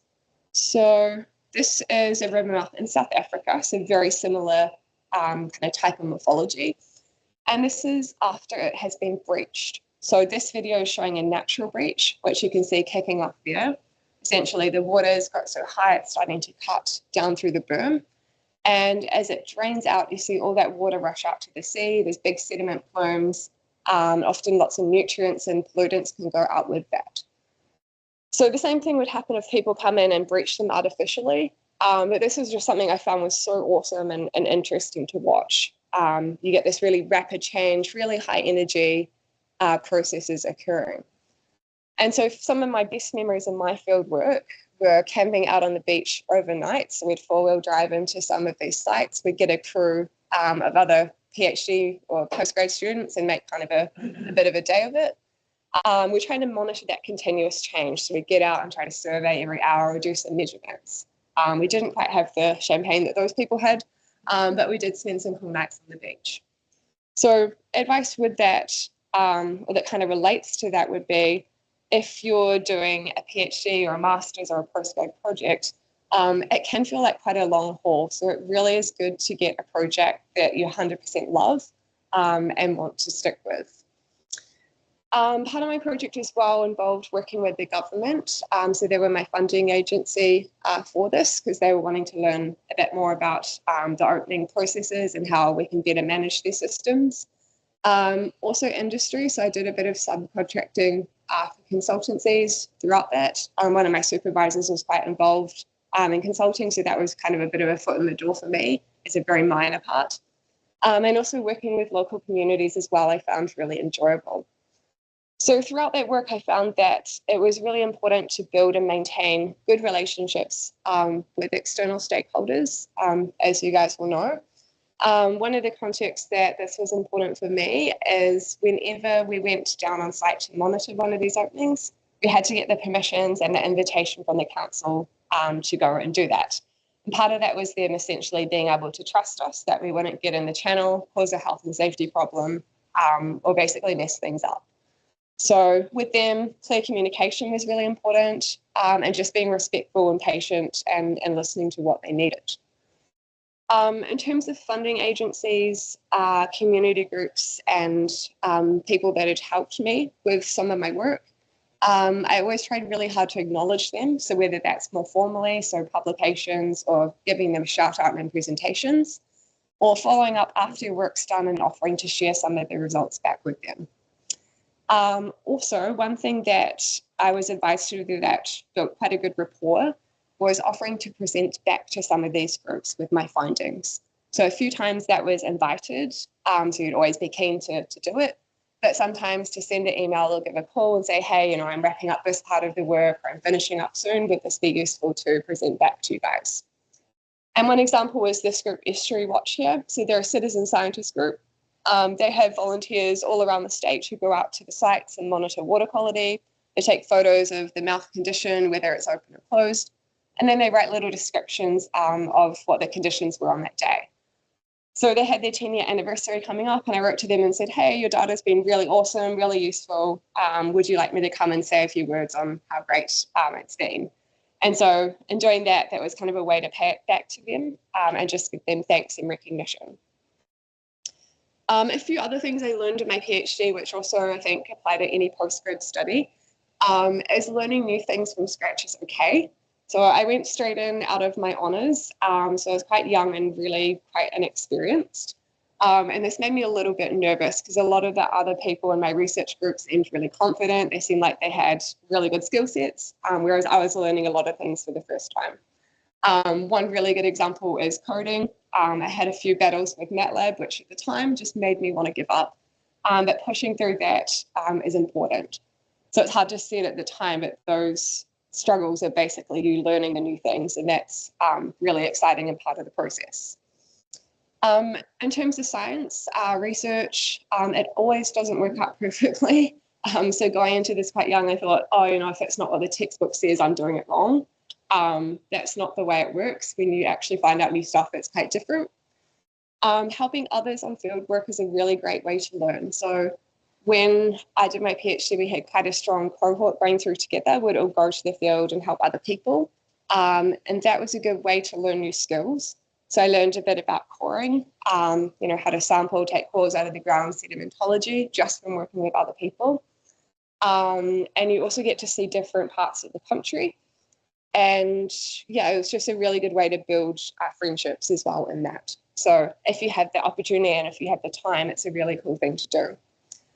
And then as well, just kind of in the university context, tutoring is a really great thing to do if you have time. It's good for your CV. It also allows you, if you're curious about going into academia or doing teaching, it's a bit of a litmus test of do I enjoy doing this or not? And also it allows you to go to some cool places. So for me, I got to travel to Fraser Island in Australia. There's a picture on the top there with a couple of dingoes that were chasing us down the tracks. And also far north Queensland, where that saltwater crocodile is. And that was really just by being keen, putting my hand up and saying, I'm willing to go on a trip, I'm willing to drive. Transitioning into the workforce. So for me, to be honest, I moved to Brisbane straight after my PhD because my partner had taken up a postdoc there. And so for me, it was a bit of a leap of faith. And how I tried to get work was I approached different universities. University of Queensland was my main focus because I knew people there and they're quite a good institute. How I did this is I asked for an introduction from my supervisor back in Melbourne because he did know people there and it did really, really help. So just getting advice on how to do that. I then sent my CV, crafted an introduction. I was really, really lucky in this. I was invited in to come have a interview, which at the time I thought was about a tutoring job, but they actually had just had a lecturer retire last minute, and so they needed someone to course coordinate, which again was really, for me, would be dropping right in the deep end. So I said, okay, I'm good to do that, and took the plunge, and that luckily worked out quite well.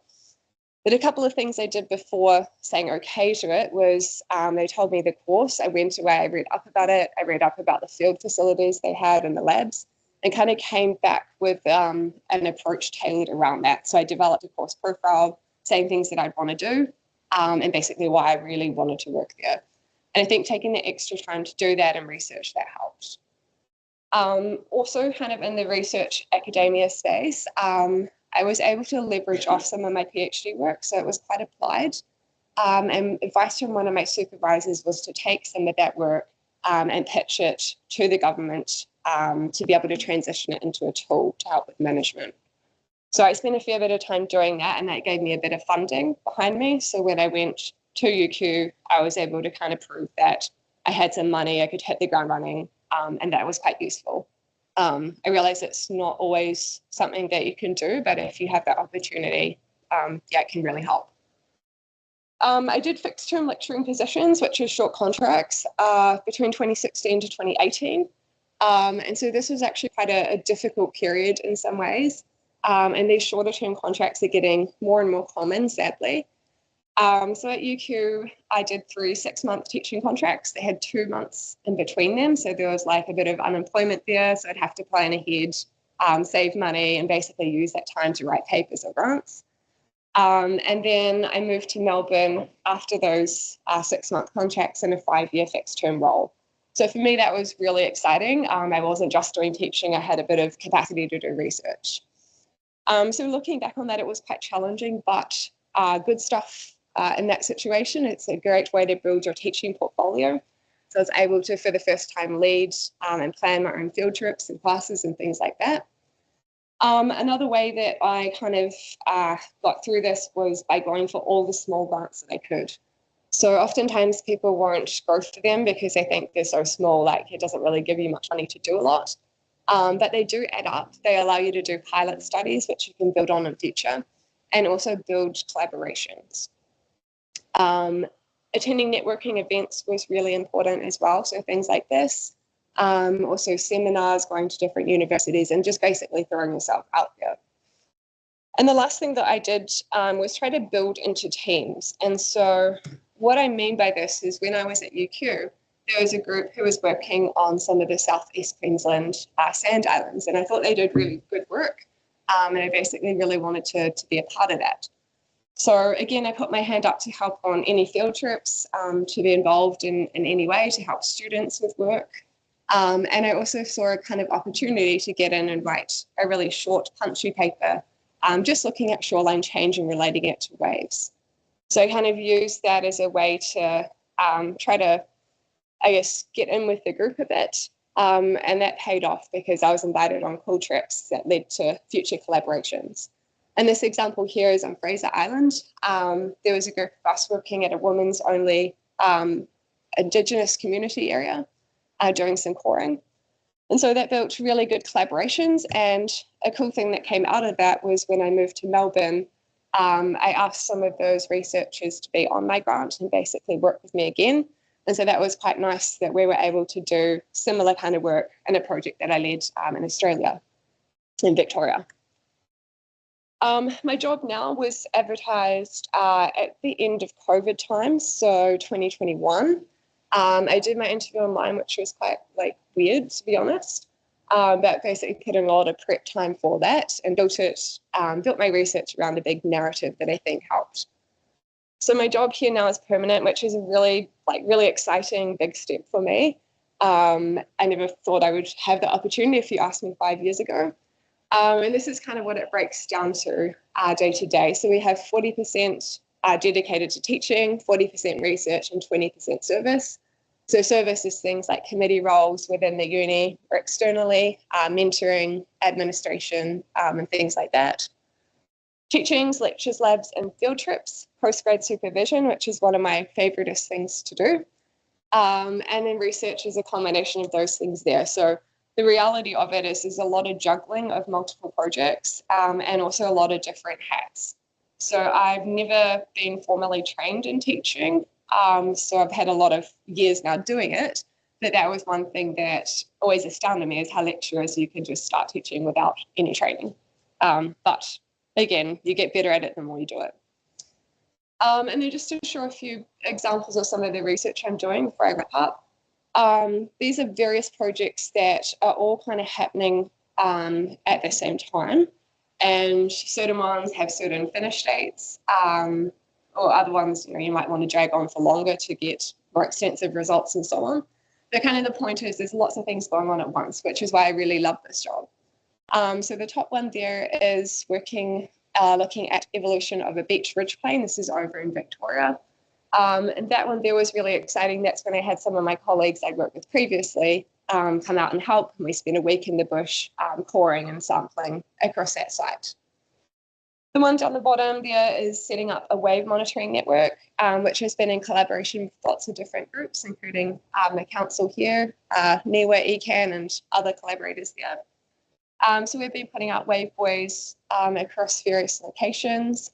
We've had councils now on the Tasman and West Coast and Dunedin as well come and join on this initiative. And then what I've been trying to do is host it on this website. So the data's there for communities, for people in real time, and then also for anyone who wants to use the data for various works. So that's been really cool. And that's me with a student who came to help deploy one of those buoys. The top one is my main project at the moment. This is still work through Australia. It's through the Victorian government. It's a Commonwealth funded, basically trying to predict the impacts of climate change and sea level on estuaries that close. So that one's drawing to a close in December. So it's a bit of a scramble over the next 2 months to get that done. So part of this is having to prioritize which ones need to be done on time versus ones that you might, want to keep going on or have more interest in. Number 4 is looking at river mouth processes. So we're starting to automate detection of whether mouths are open and closed using planet imagery. That's largely done with students in our lab. And then the last one I'm working on, which is probably going to drag out another year or 2, is looking at estuary evolution. So this is a site called Kokura Inlet in Nelson. And we've gone in, we've taken sediment cores across the basin and floodplain. We bring those cores back and pull out at this site shells for radiocarbon dating. And that gives us an idea of basically when that sediment was deposited and how quickly the site's filled in. So that site there, there's kind of local evidence that a lot of pulses of mud have come in after forestry clearance and heavy rain. And so we're trying to figure out what's the old history, like the Holocene history back, 6,000 years ago, and those rates of infill versus the more recent stuff. Cool, and just to wrap up a couple of quick slides. Challenges and advice, just general kind of things that I wanted to share. So building a balanced CV was something that, I've kind of learned the hard way. So oftentimes when there's lots of new exciting opportunities, I always jump and take everything up, which is good, but also sometimes it can be a bit much. So just be careful not to take on too many roles at once and get spread too thin. I think it's better to do a few well than basically not, be able to do your best job because you're doing too many things. And this can be really tricky. So for me, when I first started here, I really kind of wanted to prove myself and get known. So I took on lots and lots of roles, also building up to promotion or other milestones that you might have, or simply if you're just really keen and passionate and want to do everything. But I think just take a step back and think, in reality, can I do all these things? Can I do them well? What might be most important? With that, I reached out to mentors because I had a hard time saying no. It is okay to say no, but just get advice on what things might be more useful or might be things that you want to keep going with.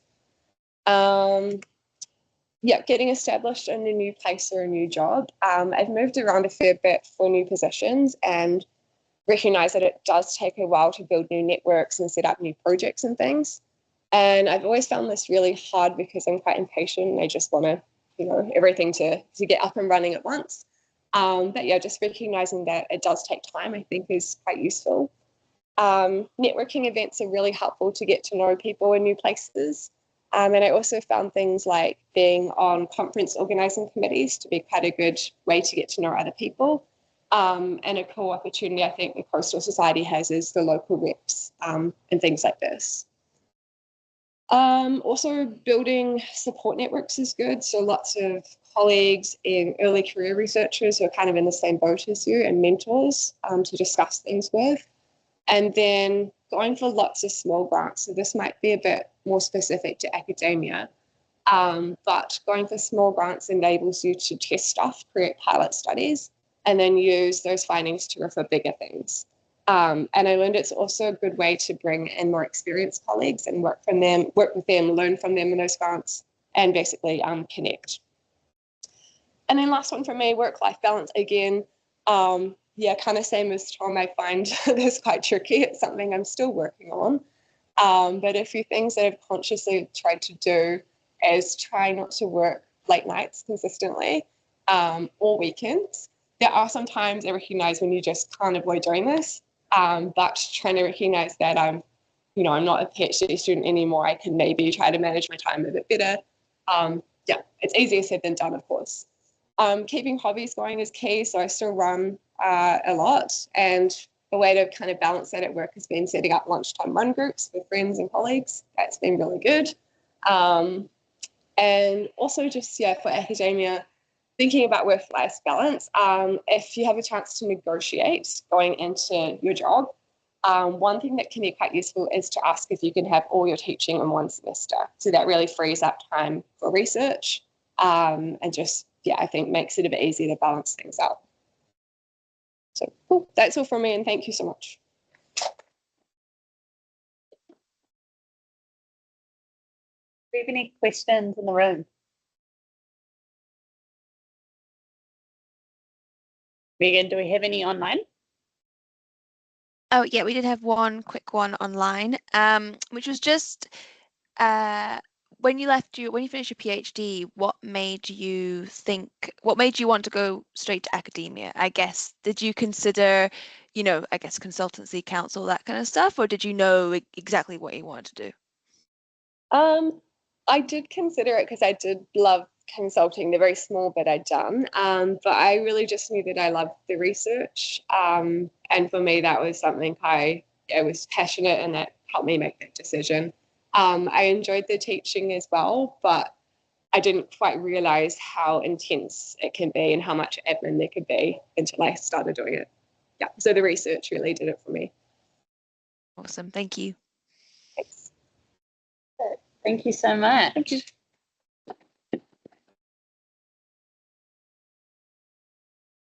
Our final speaker tonight is Kate from Jacobs.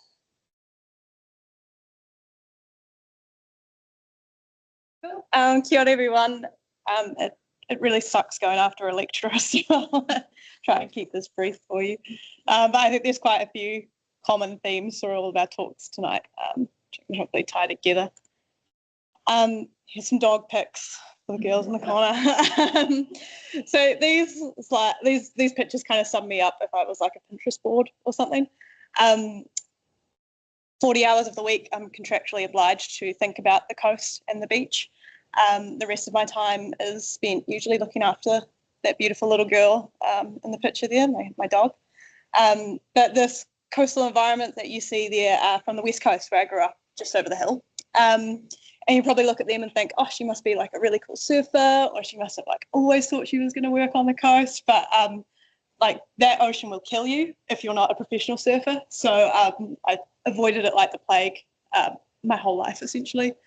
I definitely didn't think I was going to be a coastal scientist growing up. I liked science and maths at high school, but it wasn't really applying that in a coastal context really wasn't what I'd thought about growing up. I had lots of different hobbies and lots of different interests, and luckily for my sake now, in year 13, it was geology for some reason was my interest. So I signed up to do a Bachelor of Science in Geology when I went to uni. So I went to University of Canterbury, and yeah, I was really obsessed with rocks for a couple of years. That's my 21st birthday cake there. My mum got me a volcano. And I like climbing volcanoes. That's me at Fuji and Tongariro, and it's me down on Maui boulders. But I was, really set on doing geology. Really loved it. Not entirely sure why. I think I had some really cool geography lecturers, teachers at high school, and they were also people who had gone away and done geology and had some sort of wider life experience before they come back and taught, and were cool outdoorsy people. So I was like, yeah, I'll give that a crack. I had a couple of summer jobs when I was at uni, which probably until I was pulling this together, I hadn't really thought about how pivotal they were in my kind of journey. But I got a job, just happened to get it because my brother had the job before me. So I just walked in and asked if, because he wasn't coming back, could I have it at the West Coast Regional Council? And that was awesome, working for a smaller council over summer. I got to do so many different things. I got to do groundwater testing, those cows. I was literally taking a photo of those cows because I thought they were really cute while I was on my way to a groundwater monitoring well. And then I turned around and was about to get charged by like all of these bulls running over in a panic, and the farm had to come and save me. So it was, pretty probably dodgy health and safety on my part. But I got to do lots of really cool different things at West Coast Regional Council, and I think that probably turned me away from doing geology in the sense that I kind of saw how science could be applied in different ways and in different careers. And really thought I would end up going and working for a regional council probably after that. Still wasn't really focused on the coast or anything. I did like surface water quality monitoring, where I got to drive around the coast and pop up to Westport for the day and get their water quality samples and stuff. But still wasn't entirely in the picture. The following 2 summers, I worked for Environment Canterbury at the regional council. I'd applied for one of their, or a shotgun approach. I applied for probably like 5 of their internships, and they'd seen that I'd had that job the previous summer and said, "Oh, there's a couple of roles that you can be good at. You like pick which one you want." And I chose the one that I didn't know anything about at all, which was essentially looking at bugs in waterways, and 6 weeks of going into different rivers over across Canterbury with a little kick net, kicking up stones, getting the bugs, and then spending 6 weeks down a microscope learning what all those different bugs were and what they meant. And that was really awesome. I hadn't done ecology before that, and probably after that summer I was kicking myself thinking like, why didn't I think about that as a career before? I think these internships and summer jobs, if you can get in and pick up one of those, they can really change your mindset when you're studying in terms of what's out there and what's available and how you apply your degree in different settings. So that was a huge changing point for me. So I sort of over the 3rd and 4th year took up some more geography papers, and by 4th year I took up a coastal science paper and I really enjoyed it. It was with Deirdre Hart, and I just loved working with her, and just went to her and was like, kind of got this idea because it was just after the Kaikoura earthquakes, and I was thinking about how I guess growing up on the coast, we always would sit in our classroom and they'd be like, when the Alpine Fault goes, that corner of a room is going to be up there. And I was walking along the beach one day in Greymouth when I was home over summer and was like, oh, well, that's just happened in Kaikoura. I wonder what's happening to the beach there. So went to Deirdre, she helped me out, got funded through the Waterways Centre for a scholarship, which was great. And learned a lot during that time. If you're questioning whether or not to do a master's and you're not sure about the project or anything like that, there's so many other skills that you gain from doing a master's in terms of having to just work by yourself and troubleshoot problems by yourself.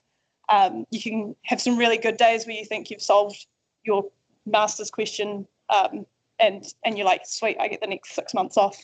And then the next day it's like all downhill and you're like, oh, wow, we're like 10 steps behind where I just thought. So it's an absolute roller coaster, but it really gives you that time to learn different skills that once you get into the workforce, you might not be privy to having that time to learn. So would recommend doing that for everyone.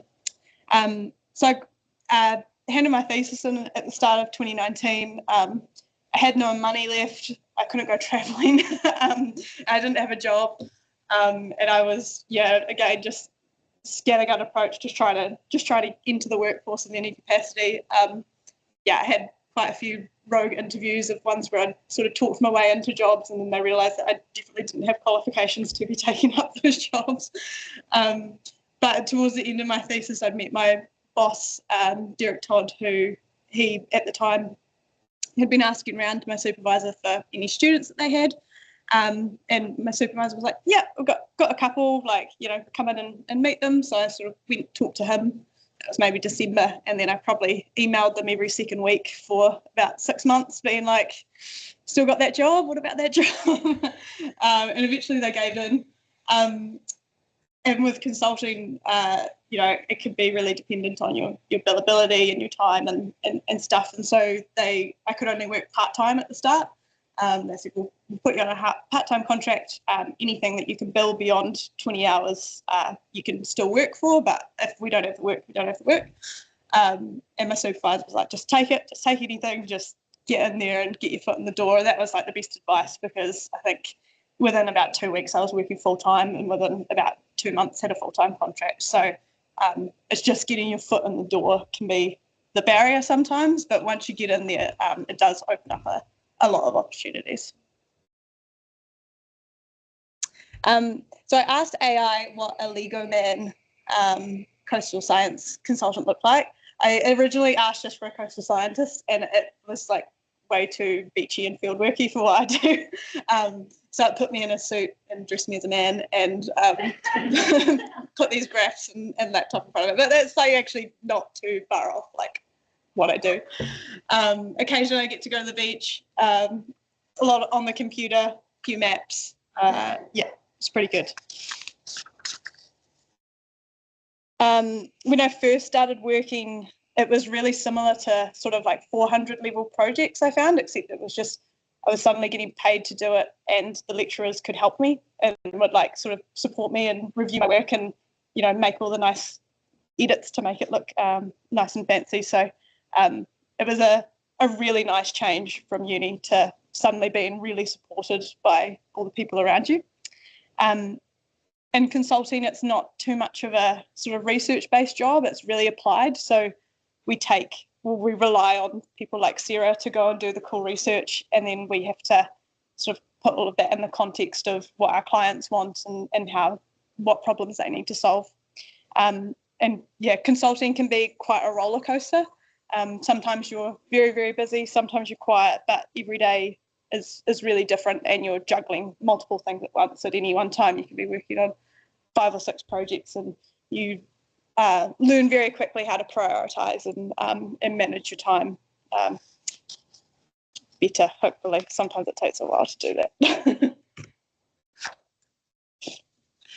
So, yeah, this is me now at Jacobs.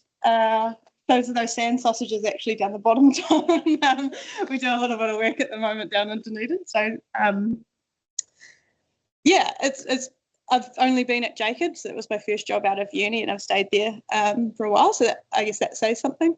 I've had lots of opportunities to work a lot across the South Island and projects, working with the likes of Tom and working with others at council, and also across in Australia as well, doing a lot of work with Melbourne Water and DECA.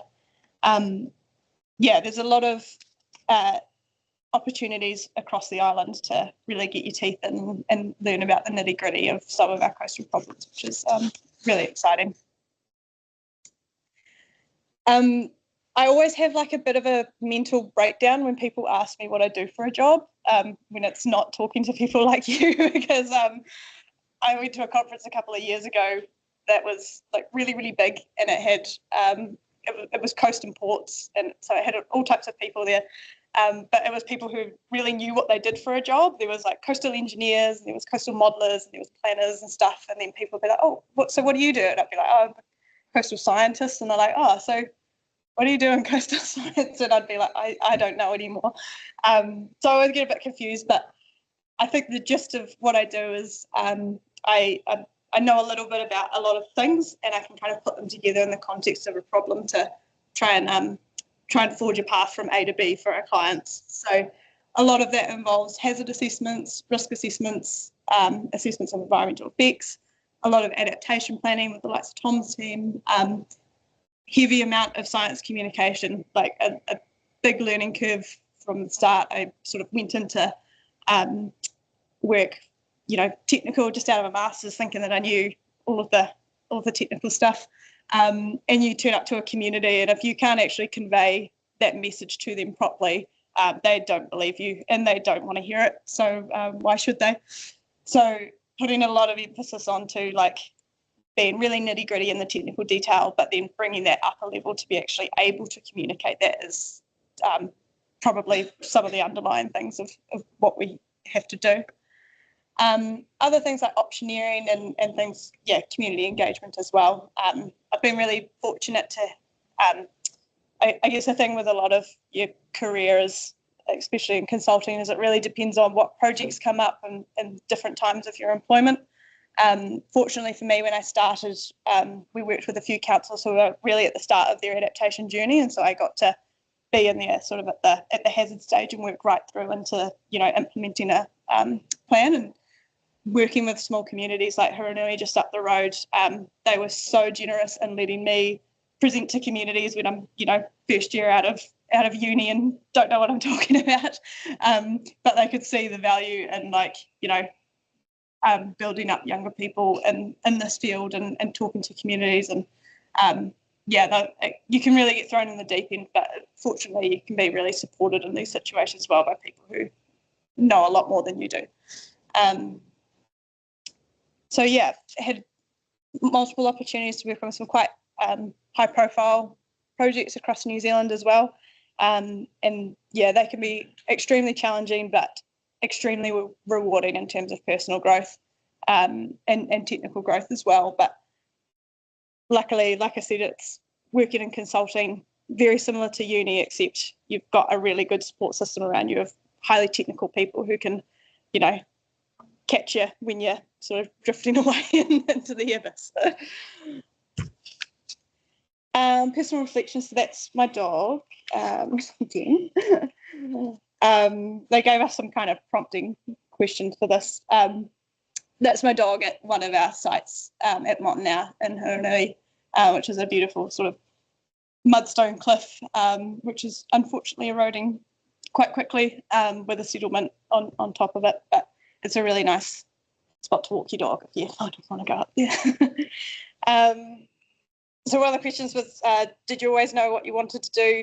No, I definitely didn't know.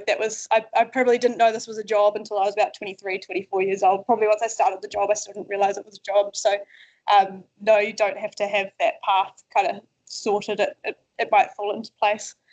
But yeah, I guess I just figured it out eventually by pursuing opportunities, pursuing jobs, just following kind of what I was passionate about, and just being fortunate that at the time I was looking into working and studying, there were other things aligning at the same time in terms of, Jacobs having projects I could be worked on and employed to work on and those sorts of things. So, it's all right if you don't have your mind made up. You need a lot of things to kind of align to make it work.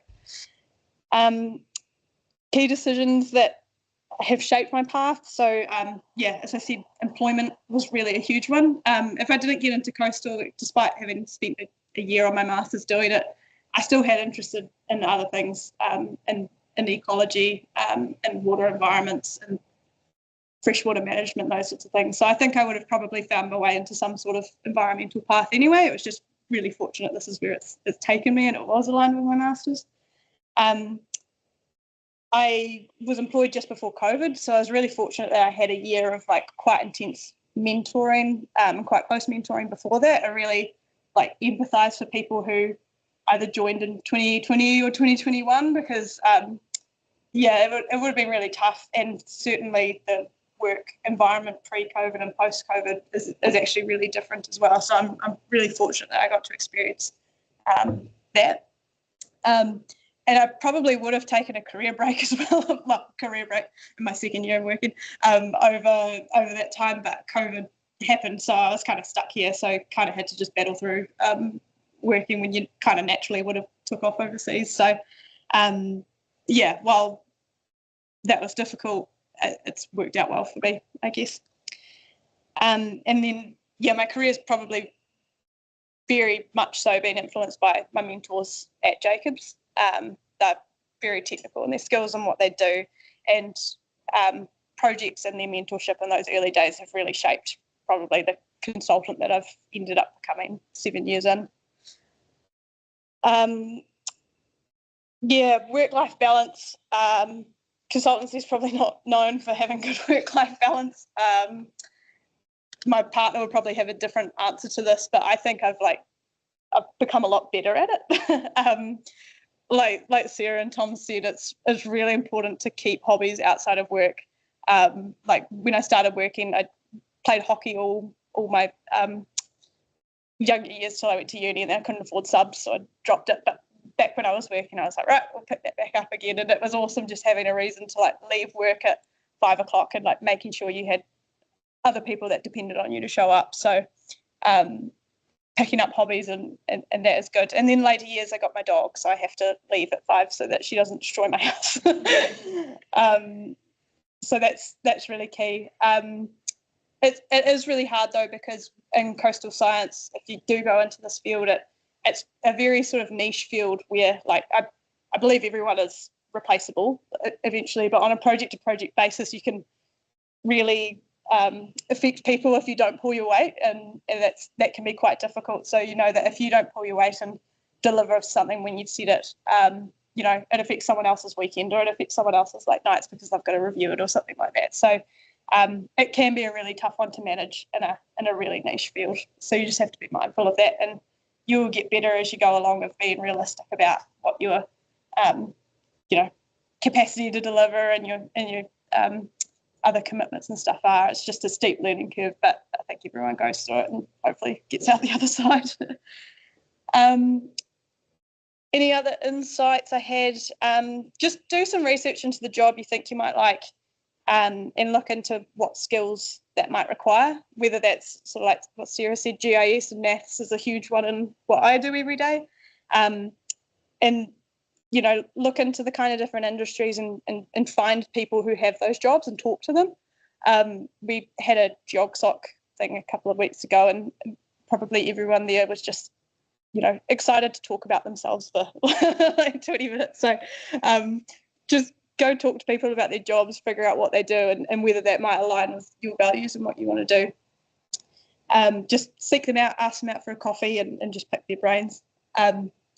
Another one is just getting your foot in the door is the hard part, but once you're in a sort of consulting environment, especially if you're working on a big firm, you will have freedom to move around and get involved in different projects once you're in the door. It's just kind of that first step might feel like a barrier for a while. So just, if you're open to different opportunities to get yourself in that door, whether it be in a sort of different department or different projects, that sort of thing, that can really help just sort of take that barrier away. And key one for me personally is just keep being a squeaky wheel. That's something I've learned over the years, is that if you don't ask for help, or if you don't keep speaking up or anything like that, you can just really get pushed to the wayside or anything. Other people have other priorities and things that they care about in their life, so you need to be the squeaky wheel to keep asking for help to make sure that you can keep sort of progressing on your journey. Any questions?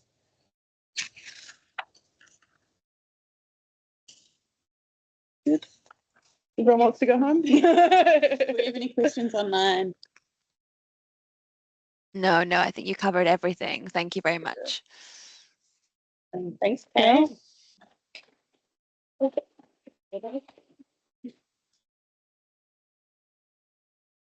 Great. Thank you so much to all our speakers. That was awesome. Great to hear such a variety of different careers. And thanks again to Boffa Miskell for hosting us. It's been awesome.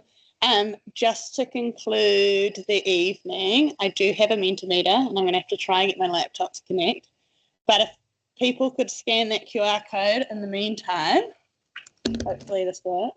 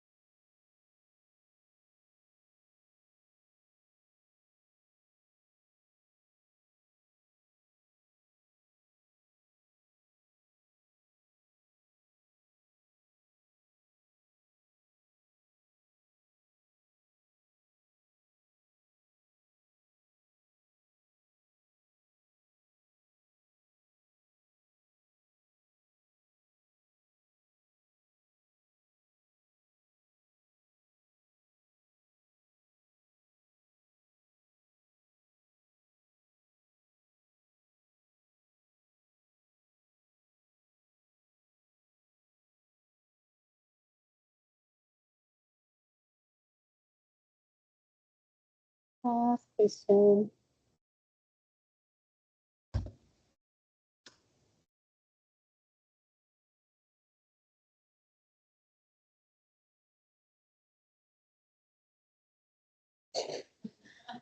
I figured this would happen.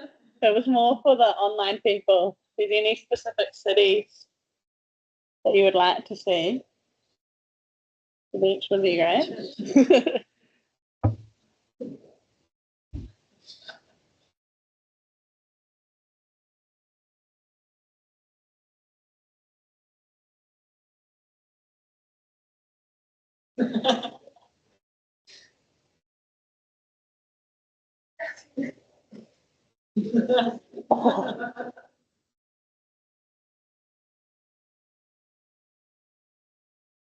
Yeah, my computer just died.